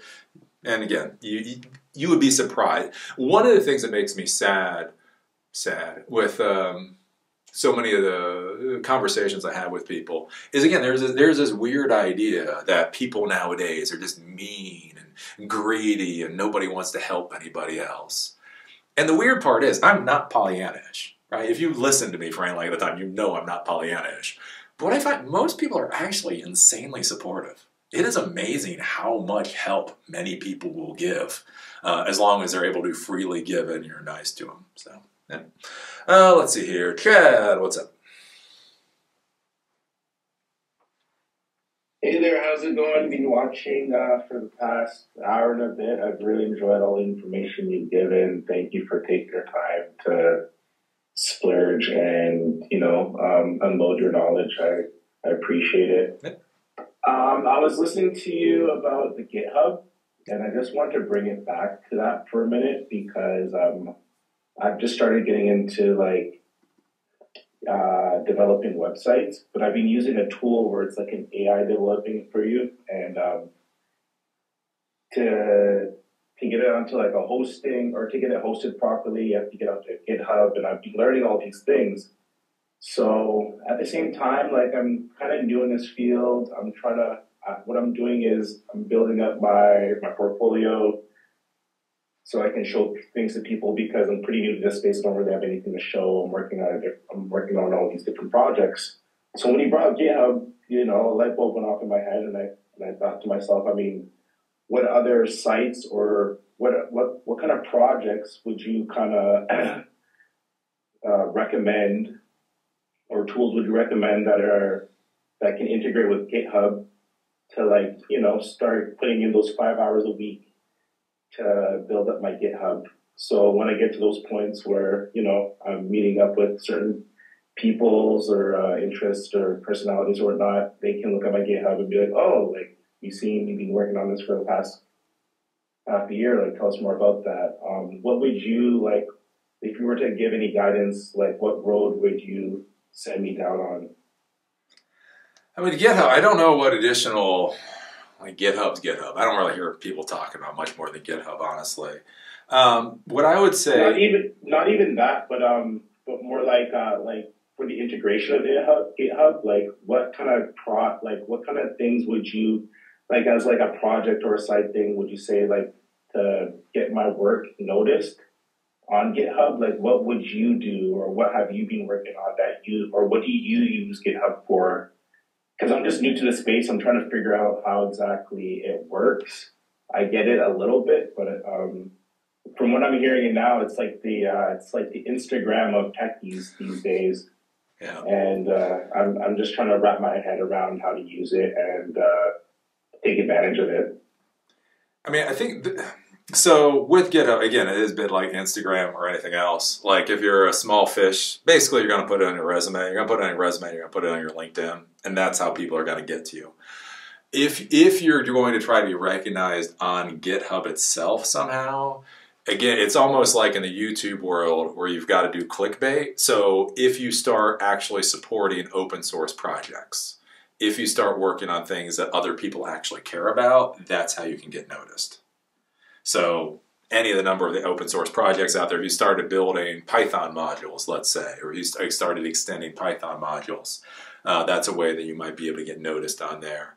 So probably at your level, if you're not up to doing open source projects, is think about, again, if you want to do your portfolio and you already have a client, you're already building things like websites, is think about designing things or building things that your client may not be willing to pay for. So like AI. So AI is a big thing right now. And so if you're building a website for a client, can you design a system for like an AI question and answer bot using RAG, retrieval augmented generation? So could you build out a little system? So you take somebody's website, you toss it through, you chunk it for this thing called RAG, and you could then use AI, either OpenAI's API or some kind of other AI, in order to then create essentially a little chat bot for your customer's site. So even if they're not willing to pay for it, you have something that you can show is this is the kind of thing that I can build, and so on and so forth. Again, you could integrate it with different AI, so you could integrate it with Claude, or you could integrate it with OpenAI, and then you can discuss why Claude or why OpenAI works better than the other one. Okay. It's that kind of stuff to be thinking about. And again, that's going to be the kind of thing too, is again, like with your particular area, like what technologies do people care about? So it's like when we talk about AI, so the two big AI frameworks right now, a lot of people are using is either PyTorch or TensorFlow. So some areas, PyTorch is Facebook, TensorFlow is Google. I think it goes that way. Anyways, TensorFlow, I think is Google, is pretty Google. PyTorch, I think might have been Facebook, one of those other companies. So some people use TensorFlow, some people use PyTorch, kind of sort of does the same thing, kind of sort of, horseshoes and hand grenades. And so again, in your particular area, what are people using? In your area, they might be using TensorFlow, or they might be using PyTorch, or they might be using something else. And so if you're trying to show that you have experience in something that they actually care about, again, you go to the meetups, you talk with people, you find out what they're actually building stuff in, and then you build stuff in that kind of thing. And again, that's going to be one of the big things to be thinking about when you get hired. So as a technology professional, it's very important to understand is you cannot really be micromanaged. It just doesn't effectively work. Like when I was 24 years old, and I got hired and I was flying all over the country, the closest my boss ever was Chicago. The closest my boss ever sat to me was 1,000 miles away. You just got hired and you had to do the job. And so part of that is that you need to be able to spot problems that you think you are able to solve. And so that's one of the things is like if you have clients come to you or you're working on grandma's website or whatever, one of the things you need to be doing is not just solve their problem. So you solve their problem. But then the thing to look at is go, but if they had another $5,000 budget, this I think would be something that would be really cool. And then you build out that new thing. And then you show people what you can do. So, that's the kind of stuff to think about. Oh, Chad, do you have a new question? Or is that the same old question? I'll get to Ian. And if your hand is still up, Chad, I will get to you. Ian, what's up? I did hit Ian, right? Did I hit Ian? Ian, what's up? Ian Oxenfree. Did I ask to unmute? All right, I hit it like 5 times. Okay. I think we got this. Okay. So I had a question as far as like for folks with prior experience, especially in like project management or so, where like it's still like you're interested in tech industry and you're able to do some basic tech stuff, but your strength is in like the other domains as far as like the project management or so. What's is it just a matter of like informational interviewing to get a sense of like what the baseline is needed to competently navigate, or you know what I'm saying? Like I'm interested in working in tech, and I don't mind learning the tech as well to an extent, but also like a lot of the centering is usually just on the very technical end, rather than like folks who kind of might straddle a couple other areas of professional skills.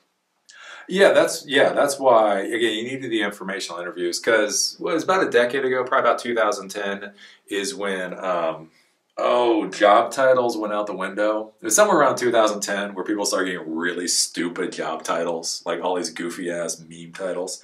And the reason for that was, it was about that time when jobs became really weird. Because again, before that, you had desktop support, you had help desk, you had junior developer, mid-level developer, right? It all made sense. And then about 2010, especially with DevOps, so DevOps is the idea that you have a department where the developers and operations, so operations is IT, developers is coders essentially. So when I was doing IT in the corporate world, I didn't even know how to call our developers. Like if our custom code didn't work, I just called my boss and prayed. Like, I had no communication with the people that actually coded our crap. And so you get to DevOps, again, around 2010, and you start having the IT folks and the developers either being fully integrated or at least working a lot closer together. And in that type of environment, the job titles just kind of fell the frick apart, because again, you're deploying, you're building, you're designing. But whereas before, like the IT person the developer would develop and the IT person would deploy and maintain. Now you might have a developer that then goes out and deploys code, and then, and where is their job title exactly? And everything gets all mushied. So yeah, that's why it's important to go out again and talk with people and do the informational interviews, because you might be surprised with a lot of companies, again, with the whole idea of like when I was doing the IT stuff, only 25% of my job was behind the computer. A lot of it, again, was communication, was project management, was speccing out projects, all kinds of stuff like that. And so what you might find is that there's more opportunities available that don't neatly fit into a job description than you realize. So yeah, that's why you got to go talk with people. Yep. Okay, thank you. Yep. Let's see here. Mute you and Christopher. What's up? I had another question. Yep. My question would be when are you going to do another Linux course? Or do you have anything already set up for the Linux learning? And go from there. Another Linux course. Some point. Yeah, so I'm finding these... I think these self-study programs are probably the way to go. These are going to be one of the core components of Silicon Dojo. Because the issue that I'm running into is just... yeah, there's so much to freaking learn. I think I underestimated how easy it was. Just the amount of material. Again, like this Python, this is 48 parts just for the introduction to Python, and it's not everything in Python. So it's going to be more of these. So again, we will have a Linux self-study program in the future. And what I want, I've been kind of backed up because I've been doing a lot of stuff. There's been a lot of stuff out of screen. What I'm going to start doing with these particular classes for the tech things is basically I'm starting to think of these more as like the beta. So it's like, hey, I want to do a class on Let's Encrypt. So let me create the Zoom class on Let's Encrypt. Let me see where I trip over myself and we have questions, and then we turn it into a self-study class here. So yeah, we will have more Linux when, I don't know, there's so much stuff. So Bottle should be done tomorrow, hopefully. The next one that'll probably come out in the next couple of weeks is SQLite, so that's structured query language. And then, yeah, so Linux or the self-study Linux, I don't know, sub 2 months. That's about what I can give you. All right, thank you. Okay, dokie. Any more questions? Any more questions?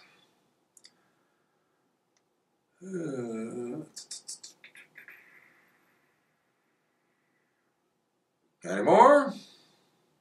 5, 4, 3, 2, 1. Okay. Well, I was going to go run. I think I'll just go have a cup of coffee. It's almost 5 o'clock. So that's the idea of getting a job.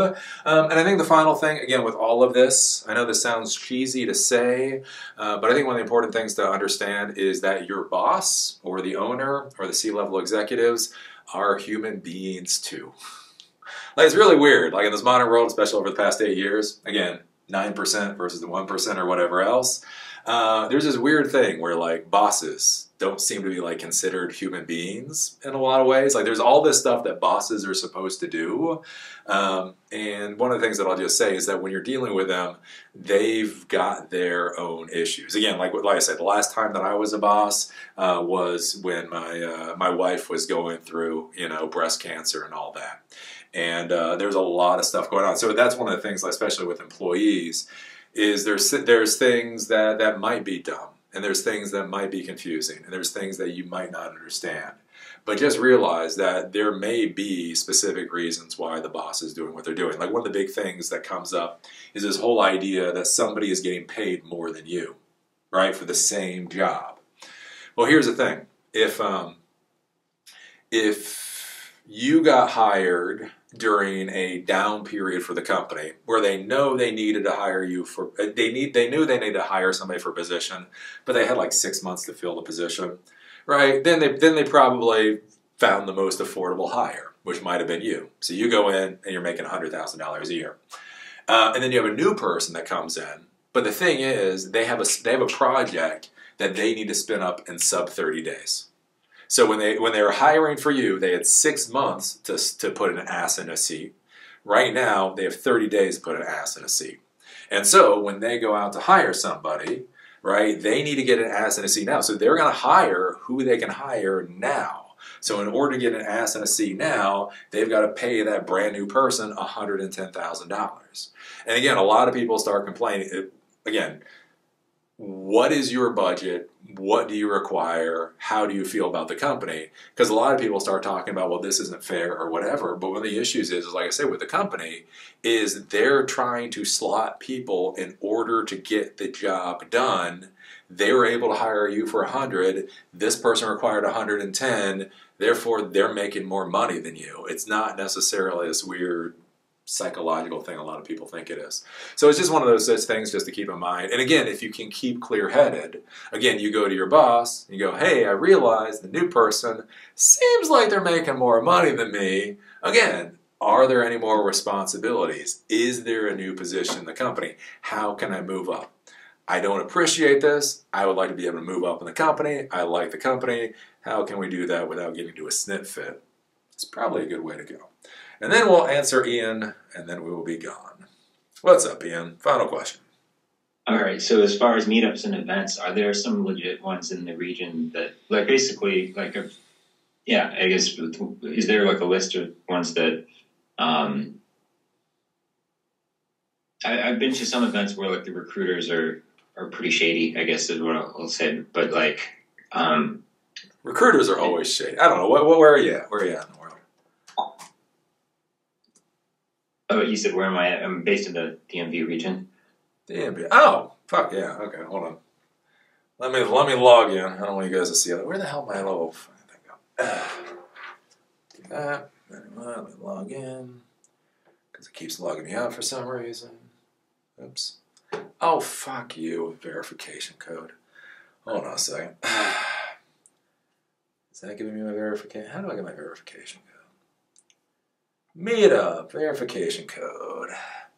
Verification code. Okay. Oops. Where am I? There we go. Back. Okay, so you're in. So are you northern? Like when you say, that's actually a big area, or it's a pain in the ass to commute area. I'm kind of between Baltimore and DC. Oh, wow, okay, yeah, like Silver Spring or whatever. Yeah, so DC. Oh no, oops. So yeah, DC. It's been a while because I moved down here about 4 years ago. DC Tech. They used to have really good ones. No, god damn it, DC. Let's see here. Any type, you want in person. Let's see, any distance. We'll say 25 miles. And what do we got nowadays? One attendee, no. Tech Talk, software engineer to founder, Black Code Collective. Let's see here. Washington, D.C., big business, tech and entrepreneur professional networking soiree. I have no idea how that is. Sounds kind of cheesy, but that might be decent. Project Show and Tell. That's got 42 people showing up. That might be decent. DC Code and Coffee. That's got 42 people showing up. Nova Code and Coffee. That's got 138 people showing up. I'd take a look at that one. So yeah, you got some decent ones there. I mean, that's going to be the thing with any of this kind of stuff. I mean, you always have service providers. I used to call them carpetbaggers because that's just me. So yeah, with a lot of these things, you are going to get service providers. Aflac salespeople will try to stab you with their business cards. It's just kind of the cost of doing business in the DC area. So what you can do is, like, a lot of these are going to be events that occur multiple times. Again, because like I say, they're meetups. So like I say, this guy's 140. And if we do Nova Coffee and Code, we can do, most likely, I best bet they're every month. Yeah, they got 5,000 members. Yeah, so the January, anyway, passed. So if we take a look, so January, so they had one in December, then one September, June, well, not quite every month. But the thing is, if you start going to these, you'll find which ones are good and which ones are kind of crappy, and you just keep going to the good ones, basically. Yeah. Okay, so you're actually feeling out what the numbers are in terms of like the events, like what the members of the groups are, how many, and also like if it's well attended, basically, rather than one that's as a preliminary metric, I guess. Yeah, because I mean, especially because you're in the DC area. Again, I'm in Asheville. I'll take what the fuck I can get. I'm in Asheville, right? You're in DC. You got millions of people in the area. So yeah, if you have a meetup where you have like 3 people showing up, that's kind of questionable about why more people aren't showing up to it. So yeah, that's where it's like, I don't know, Tech AI and Founders Group on January 24th, and it's got like 2 attendees. I don't know, that's DC for tech founders. I don't know, I'm not feeling very comfortable with that type, Yeah, you just kind of got to go through and so if you're doing networking and you're doing schmoozing, again, the more people, you need more people, that's the point. Or if there's specific tech that you might care about. So there's a monthly meetup on data normalization. So if you care about data normalization, this only takes 12 people, so that might be a valuable thing. So yeah, it's kind of, that's you either focus on the technology itself because that's important, or basically the numbers of people. Yeah. Thanks so much. This has really been helpful. Yeah. Really appreciate it. Cool. Yeah, no problem. Yeah, all the answers. The answers I wish I had gotten 20 some odd years ago. Again, the lived experience, the PTSD. I got so much bad advice.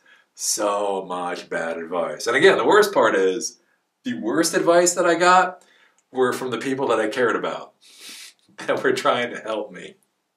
They screwed me so hard. And they did it with a smile on their face. Like, look, we're doing such a good job. I'm like, no, you're not.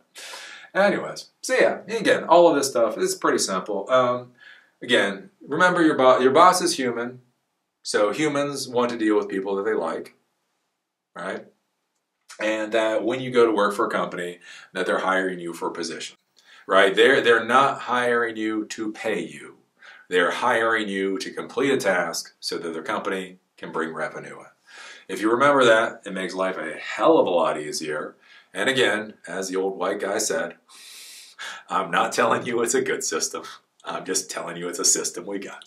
So, yep, that's about it then. So yeah, with Silicon Dojo, again, if you come here, we've got our self-study program. We've got if you want a 30-minute session, we're booked out for a little while, but if you want a 30-minute session, that's there. And we will have another class, not next Friday, but the Friday after.